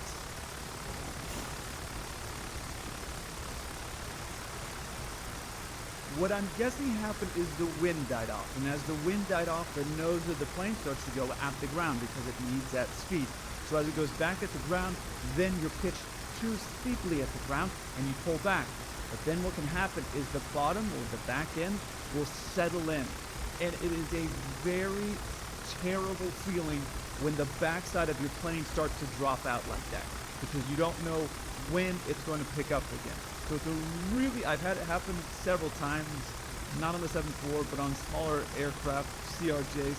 I've had the back end drop out like that. It is a terrible feeling, and it requires you to make immediate changes to avoid having the whole plane sink into the ground like that. Otherwise, they're doing everything right. You can see that they're in the crab, but they're lined up on the center of the runway for the most part. Definitely in a good enough position to safely land, but they chose to do a go-around instead. Now when student pilots go to flight school, they get taught, do as many go-arounds as you need to safely get on the ground, and it's not really a big deal. You're not burning a lot of gas, and most of the time, when I went through flight school, I loaded the plane up with fuel. Not a big deal. It's not going to impact the plane as much as if you take a large jet and put it full of fuel. You're burning a lot of fuel, carrying that fuel that you don't really need. So when you sit to a destination, you have enough extra gas to be able to go to an alternate airport and stop it and land there. So you have a balance, and they have to balance out a good ratio of what's too much fuel but what's safe. So when you're doing a go-around in flight school, not a big deal. You could do 6 until you got safely on the ground. I think one of the times I had to do 3 to safely get on the ground because the wind had started swirling around when I was in the desert, and so it took me, I think, 3 times to get safely on the ground. But on a large jet like a 747, if you have to do a go-around, you could end up burning 5 or 6 tons from that point to get back around and land again. That's a lot of gas. So one of the things that you have to evaluate when you're coming in and it's a really windy day and you do a go-around is, where's our backup airport going to be? How much gas is it going to take us to get there? And then we need to make sure that we have enough to get there and safely land. And what is the wind like? So the wind at this airport that they're landing out is obviously very gusty and it's a crosswind. Well, if that is the exact same conditions that they had at their alternate airport, then what's the difference? Why are you going to burn the extra gas getting up and flying over there to have the exact same problem? So on top of dealing with safely landing the plane, you're also thinking about, okay, if I can't get in here, how many tries do I have? And after those tries, what's the weather like at the other place I'm going to go where I know I can safely land? All the passengers or the freight or whatever's on your plane is planning to get off at that place, so you want to try as many times as you safely can to get in there. But if you can't safely get in there, what's my backup? Because running out of gas is not a good plan. Now the question is, could the pilots have just forced it down at this point? Absolutely. The plane is low enough to the ground. Had they boosted the power quickly, they would have stopped the back end from dropping out, and then the nose would have came forward and they could have made it on the ground. Now there was once when I was flying the regional jets, and I had this exact same situation. I was fighting a plane coming in, the bottom of the plane dropped out, and just instinctively, I just slammed the power up and then brought it right back again, and we sped up a little bit, guys, and it gave a little bit extra power, and we were able to come in and land. And the other pilot was like, oh man, that was so cool. Now, that was just a reflex that I did. And we were very close to touching ground, maybe like 5 or 10 feet. Now, I could have executed a go-around, but for whatever reason, maybe it's just from experience, like a hybrid. I knew that if I added the power, I would stop the back end from sinking in, and on these regional jets, you're able to get power really quickly. On my plane, on a 747, if I were to do that, slam it up and then pull it back real quick, it would do nothing. The engines wouldn't have enough time to spool up and actually generate thrust, but on a smaller regional jet, you're able to. As your plane gets smaller, you typically are able to get power quicker. So on this side of the plane, they may have put it up and it would have taken an extra second or 2 compared to what I did. I've never flown this plane, so I can't really say how quickly they get power. But on the regional jet, when I did that, I brought it up and brought it back real quick, and we landed it. It was not a big deal.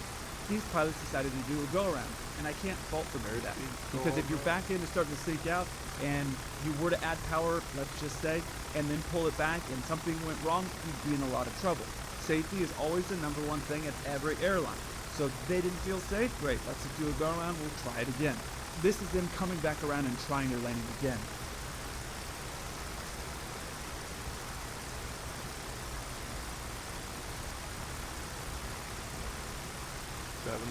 Now the wind looked a lot less crazy, and it could have been a different crew, it could have been a different day, it could have been all kinds of different things, but it looked like it was the same plane. Anyways, the wind looked more stable. They came back around and tried it again. I don't know what attempt that was. It could have been attempt number 5 for all I know. But they came back around and they tried it again and they landed. And that looked more stable as we saw them coming in there. So that was the right move. They got everything that they needed to get to where they wanted them to get to, the destination they were intending to get to. They got them safely on the ground. So doing that go-around when it was really unstable was absolutely the right move. And the pilots did the right thing as far as coming back around and safely landing. That's the thing that I think a lot of people get confused when they feel a go-around. They feel like something unsafe is happening, but it really should give you a really comfortable feeling like, oh good, these pilots are paying attention and they're doing what is safe. Now, after maybe attempt number 3 or 4, I would start to be thinking like, hey man, let's just go to the alternate airport, or let's go somewhere else. For some reason, it's not looking good to get in here.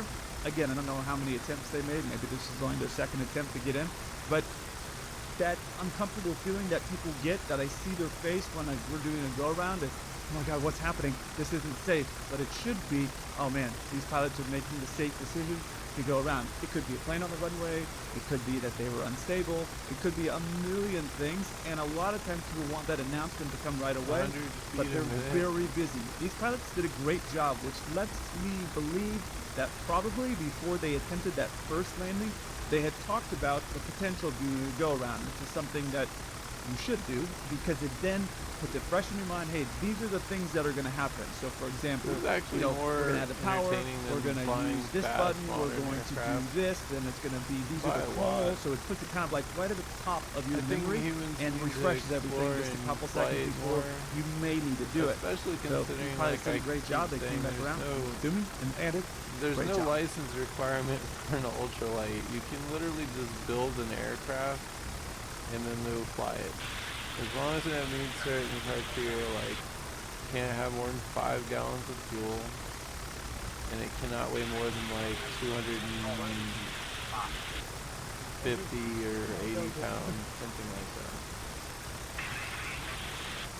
And I do wonder, who's checking this? Like, if I go fly an ultralight and it weighs 300 pounds, are they going to be like, is somebody going to come like put it on a scale and be like, oh, that weighs 300 pounds? Do you see where I'm going with that? Like, it's probably some blue belt type, almost, like, as long as you're not going overboard, meaning like causing problems, going into airspace you can't be in and things like that.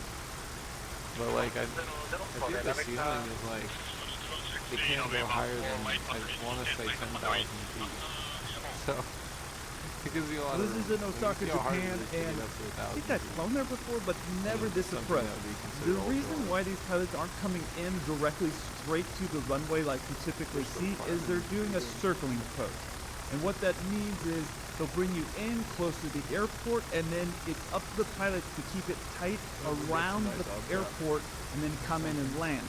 There is no approach on this direction coming in to land, so it's up to the pilots, and typically the circling landing is done by the captain, which then adds an extra layer of complexity, because what you have then is you're coming in from the captain's side, you're coming into the runway. In this situation, you have the runway off the right-hand side. So if your plane is level and you're sitting in the left seat where the captain sits, they can't see that side. So now they're having to work on crew resource management between what they build on the screens, which there's different things that different pilots will do, like they might put a 10-mile ring around the airport, and that way they know they can stay within that 10-mile ring or whatever their parameters are. Then they'll have the first officer who's sitting in the right-hand seat looking out the window. Hey, this is where we're at. So they'll build some different things on there to kind of give them an idea. But from the captain's seat, you can't really see out the right-hand side of the window until you really start your turn in.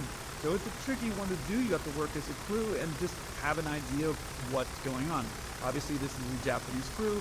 I'm sure that they have done this before. I have never flown that approach into that airport, but I think I have gone in there, but the other direction on just a normal approach.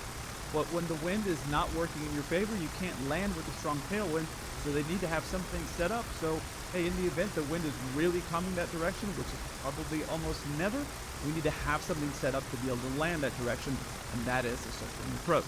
But from the angle that they're filming it, I thought they were just going to like blow by and end up in the middle of the runway, but they have a strong crosswind that's pushing them to the left.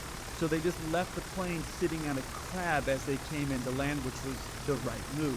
So once the plane rolls out and they're lined up with the runway, then it's all totally normal. So the captain, I'm just guessing, is doing the flying here, but they can see the runway. Now the plane's all normal, and it's just a normal approach once you get back around on that side. You have the visual guidance. In a lot of cases, you will set up a vertical guidance inside your aircraft, so you can create something like a descent path in the computers inside your aircraft, so you have something to visually go at there, plus you're outside, plus visually just looking at the runway. So there are things that we set up to help ourselves out if there isn't a normal approach that's set up for landing in that direction. They're not going to want to have a plane come over and do a very steep descent to get in and land, so they have this circling approach. Now this pilot did a great job. They didn't take out the crab until right as they were about to touch down, and they're doing it pretty much right in the middle of the runway. And if you didn't notice, these right here are the 1,000-foot markers, which is where commercial pilots always trying to land.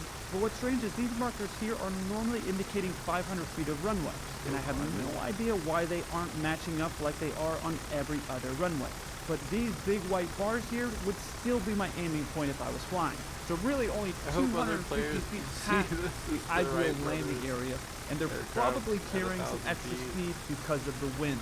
When it's a really windy day or gusty day, we'll carry extra speed, because if that wind were to drop out, we're using... I changed the fuel capacity to 20 gallons, and then I scaled power by 0.5. So I added like 50% more power, which is feasible in this time frame, right? And did not change anything about the aerodynamics.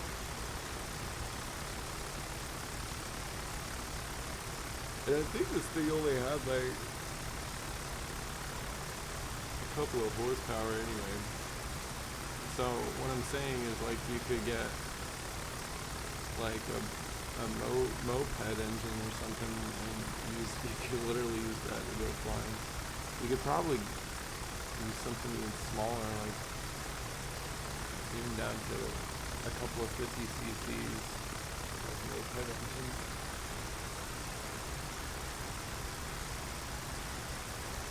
But I'd probably use something that you could run for, something that's rated to run for like 12 hours straight. Like generator motors or something.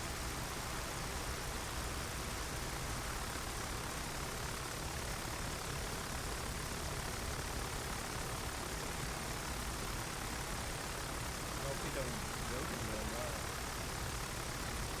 Probably for the next few years. We're about to hit 1,100 feet in the Wright Borthers airplane.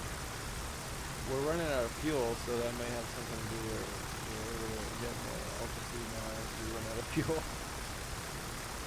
As every pound matters.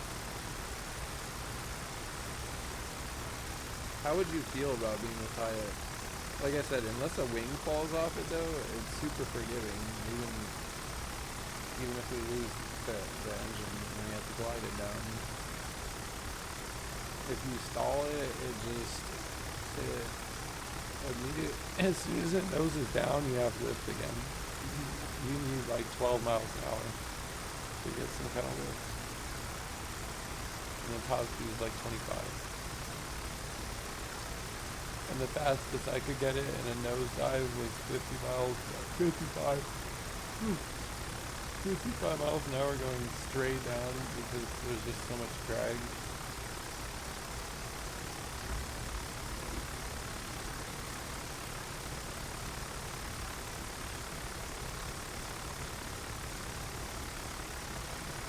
We're at 1,120.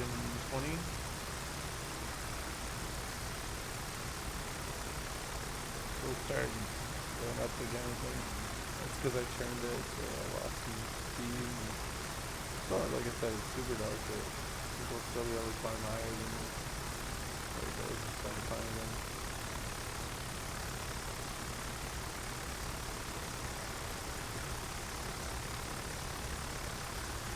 $70 feet per minute.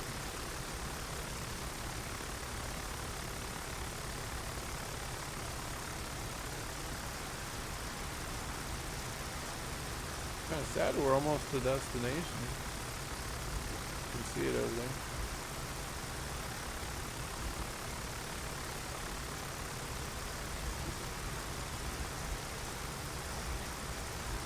I'm gonna kind of try to get us pointed at the airport and then stay pointed.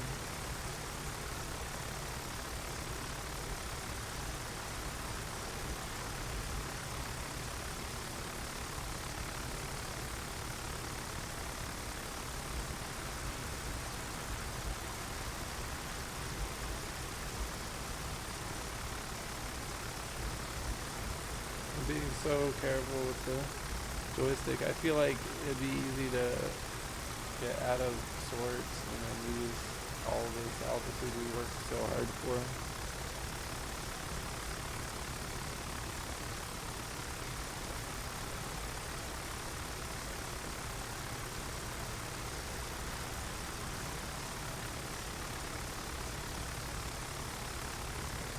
Now it wants to keep going towards the south.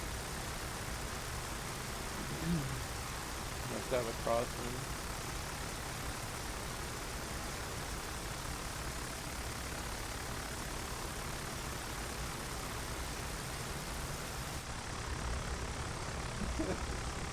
Imagine seeing at this altitude. Yeah, it keeps going way south.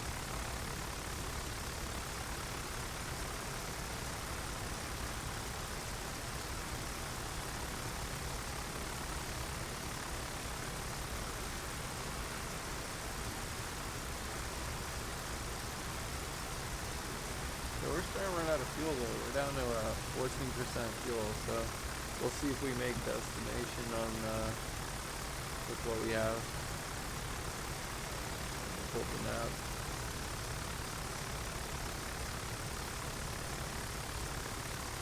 Yeah, I think we can do it. Plus we got altitude now, so we can glide it for a while.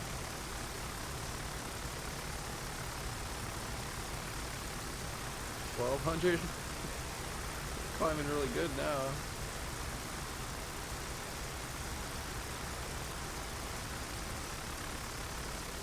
Yeah, 150 feet a minute and climbing. Our airspeed's staying steady. Must have a nice updraft right now.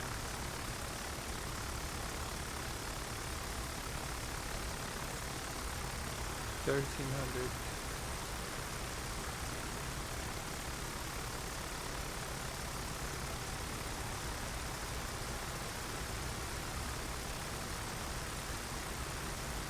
I was just going for 1,000 by adding, like I said, 50% horsepower, and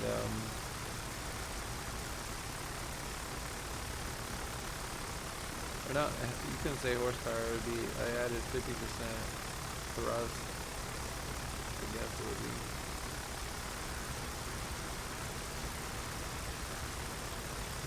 No, it wasn't. It was horsepower. What am I thinking of? I just don't know how it calculates that. But I did 0.5 on engine horsepower, 1,500 feet.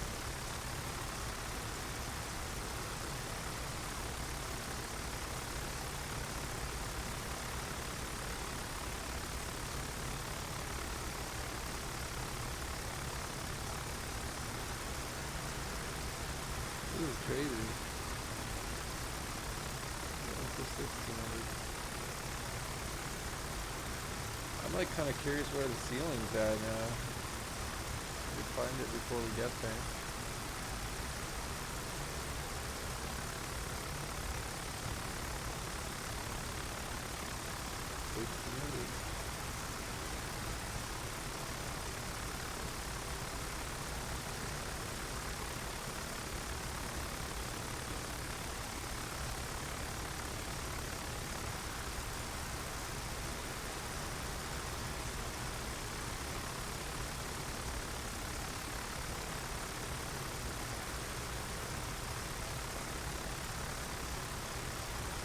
Climbing at 180 feet a minute still, and about to cross over 1,700 feet. There we go. Still holding 25 miles an hour. And this thing's a trooper. 1,750, steady climbing.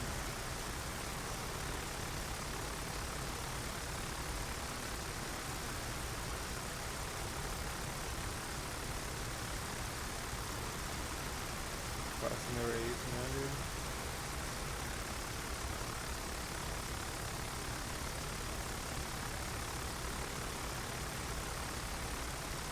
Nice climb rate.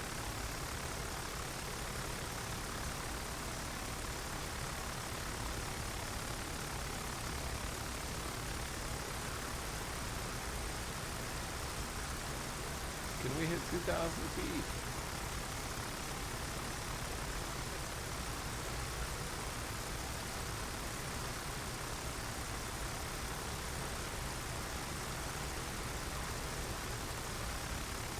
think so. Clear 2,000 feet, no problem.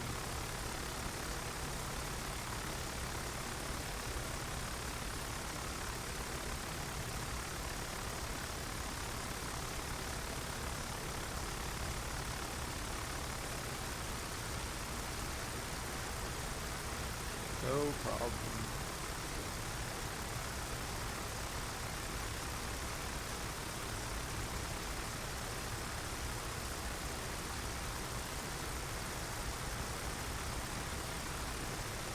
I think 5% trim is the magic number too for a steady climb.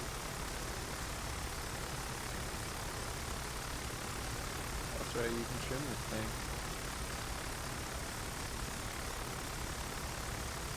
There it is, we're gonna hit 1900, 2000. Come on.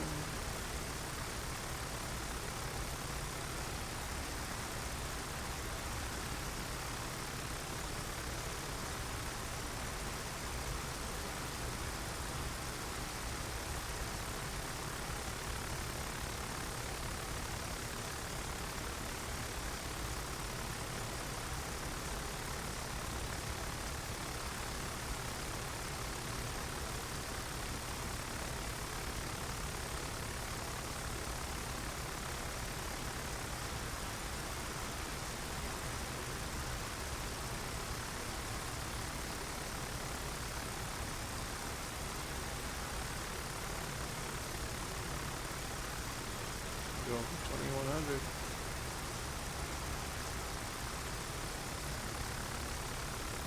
I'm not gonna want to land. We'll just run out of fuel and glide it down. Or see where we hit the ceiling. 200 feet a minute. 230. We are cooking.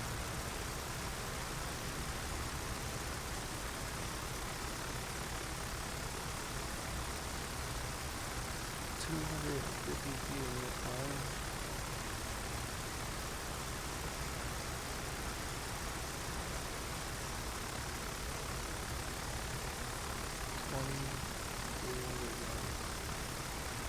Dude, I'm excited right now.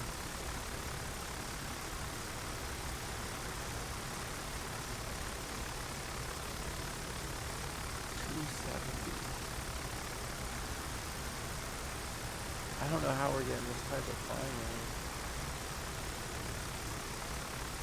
Thermals must be in our favor.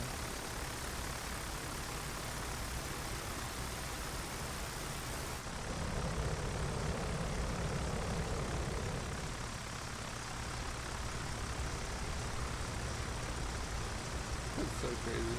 I gotta get a picture.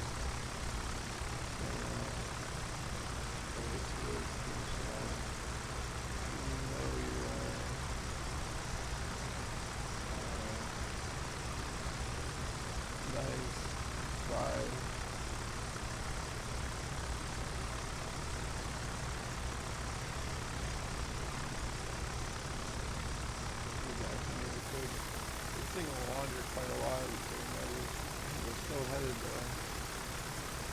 pretty true. We keep getting blown to the right to the west. So I have to make a little correction like that.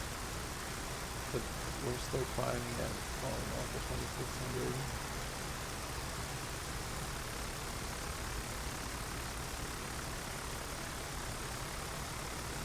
There it is, 26.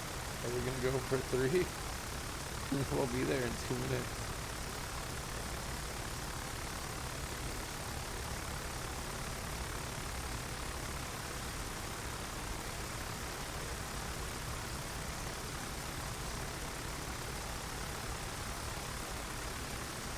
We still have a few miles to our destination too. We're gonna clear 3,000.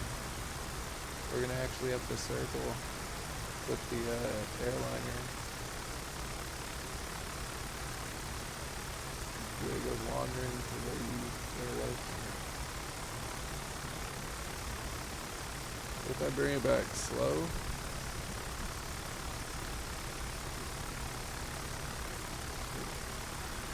it's alright.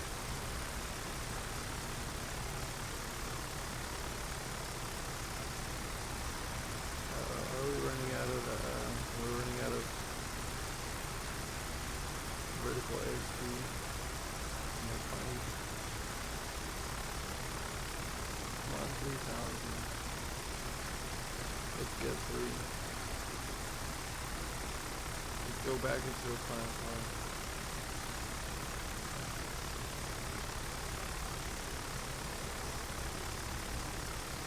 This game does work with thermals too, so like I think it uses the weather or something. They're still climbing slowly. Let's click one more trim. Wait, we still got 30 feet. 30 feet vertical climb. I'm scared to touch the trim, it might ruin everything. We're still climbing, so let's just go with that. Straighten up.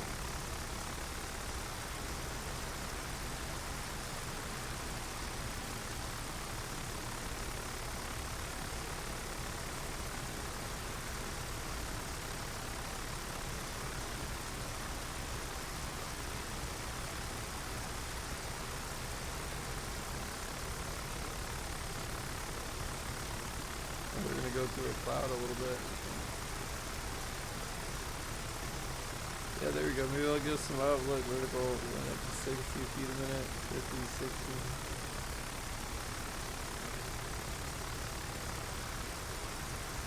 I hope somebody sees what aircraft this is at. Almost 3,000 feet. 8% fuel, guys. Oh yeah, look at all the air we have on our side. We can land anywhere. We can land on a beach. There's plenty of coastline here. Not really worried about running out of fuel.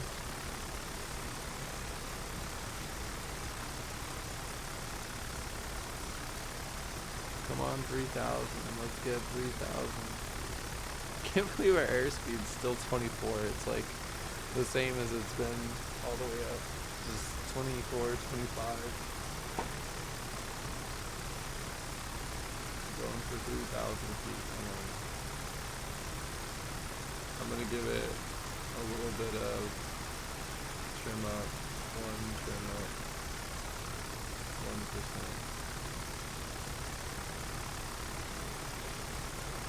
So we're running out of airspeed. Let's see if it straightens out.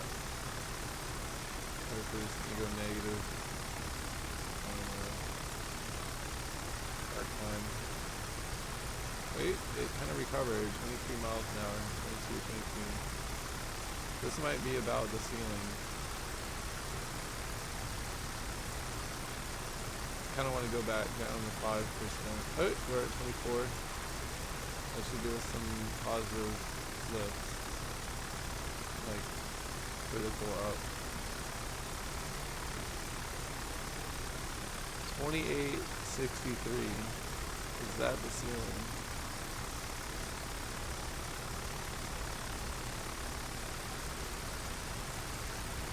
Wait, we got another foot. Let's go back down 1% on trim. I know we're gonna drop a little bit, but we're gonna gain airspeed and we're gonna pop up again.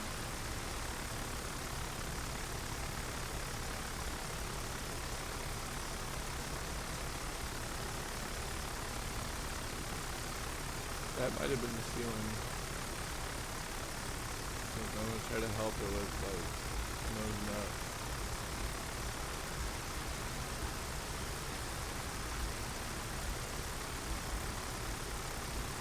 Now we're just losing airspeed. I think that was our ceiling, 2863-ish, unless you guys saw it go higher. Yeah, our airspeed's healthy up here at 2800. That might be the ceiling for the Wright Brothers aircraft. And I can see the airport in sight.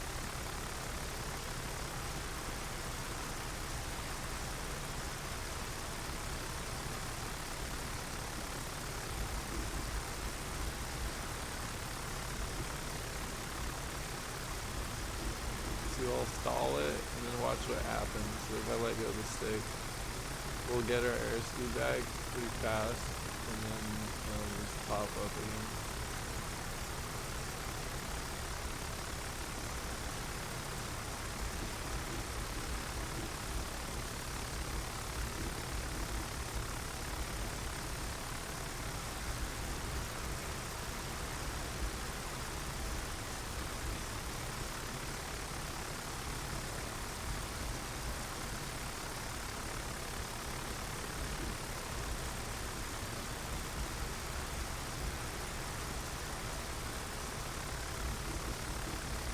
I'm gonna try gliding it a little bit. Let's kill the engine.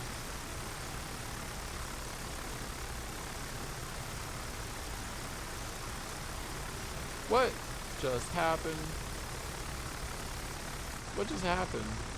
It just reset us to the ground, or like ground level. That's not what I wanted. I was trying to shut the engine off. Oh, this is annoying. I was gonna glide around for a while. Now we lost all that precious altitude. You know what? I'm gonna cheat and bring us back out using steam mode. Cause I'm annoyed. We're probably about here. This is about where the problem is. Check out the, yeah, a little bit over it. Now let's kill the engines. Or try to.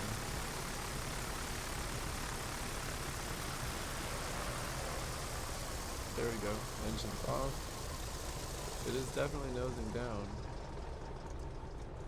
There we go. We're at our 2800 mark with no engines.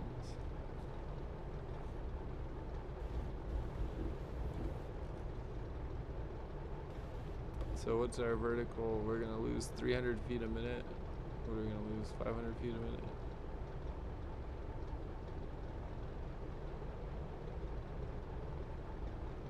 Let's see what we can glide this thing at.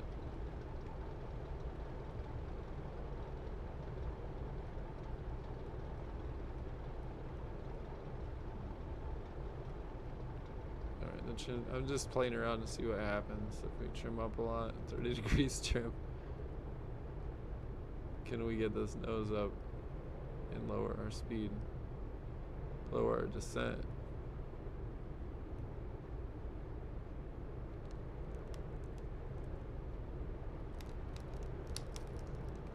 Uh-oh. Sounds like something was breaking. Let's go back into a normal descent. Ooh, I don't like the sound of that. Yeah, let's just try to fly it by hand. We'll keep a 3% trim up.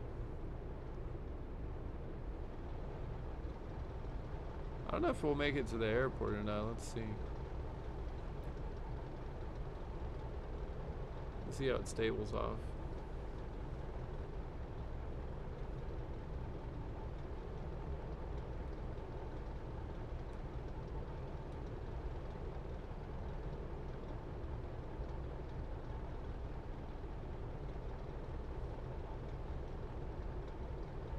Not a great glider.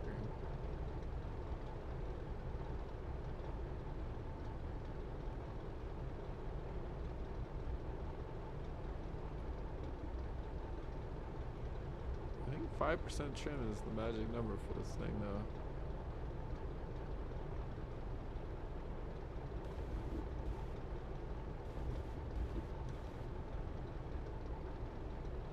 No, we're not gonna make it to the airport.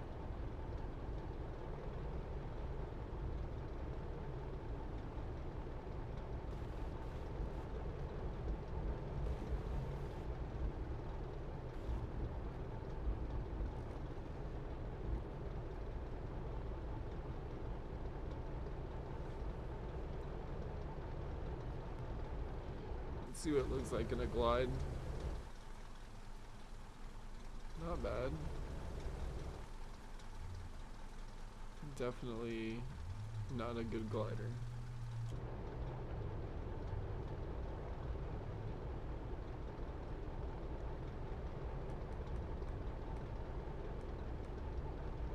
Let's see if we do 0% trim, how it glides like that.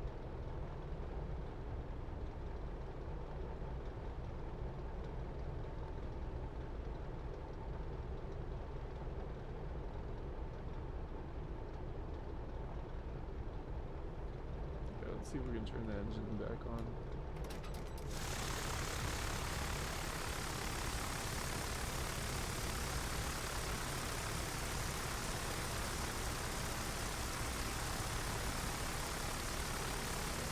Terminal velocity.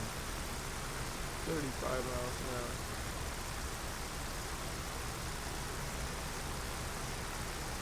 But you should see the journey we made. We actually started on this little island. We flew from here to here, and then we flew all the way back to here. I'm sorry, we flew from here to here, and then all the way back. And I started recording here.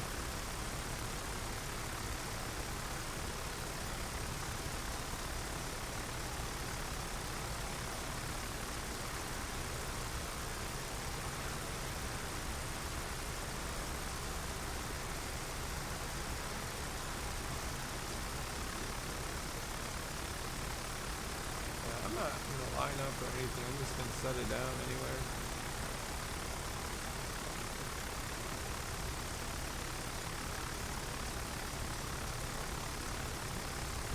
Look at these other airplanes and see the model that I'm flying.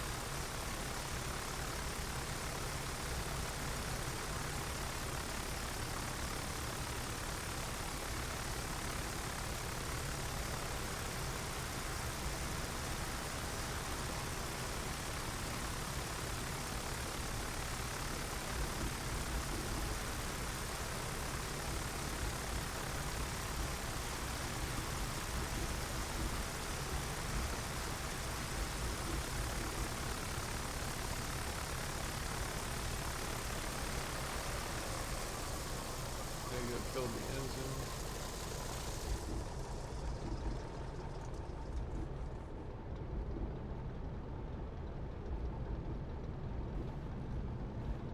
We're just gonna park it on this strip here in front of us.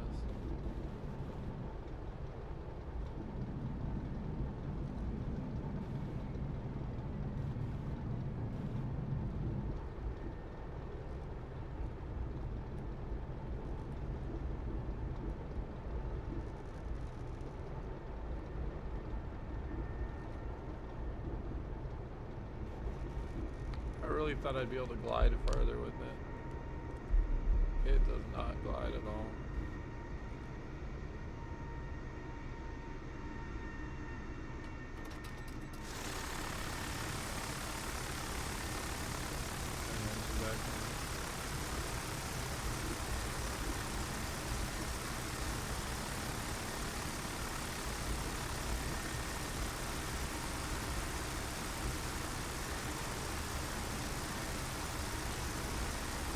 See how it does a climb like 7%. Not good. 5% is not good. Anyway, I'll go ahead and we made destination with 4% fuel out. I don't know how many miles this is, but let's see.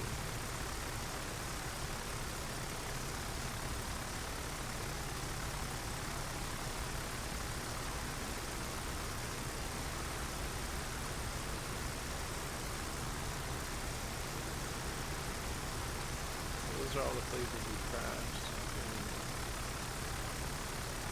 I don't know how many miles it is. My active flight.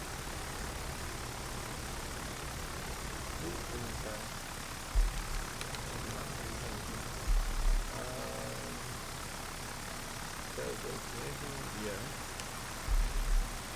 We should be there.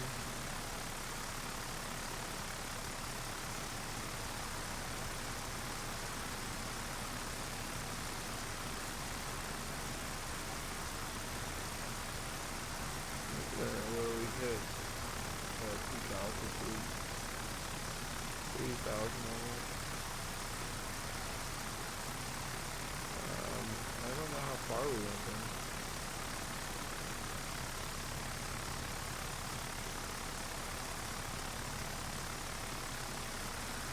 Everything's telling us. But we went pretty far, dude. Like, that's pretty nice. I know how we could check. Let's check. I'll go to menu. If you're all still watching, go to menu. Continue. And we'll check on the map. It'll tell us exactly how far. It's got to be 116 kilometers or something. So we technically started here, but we'll, for our sake, for the video, we started here.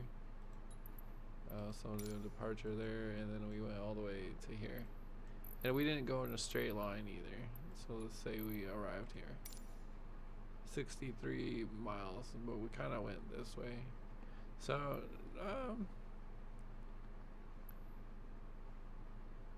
not that far. But we did it in the Wright Brothers aircraft on less than 20 gallons of fuel across the water. Well, y'all have a good one. Take it easy.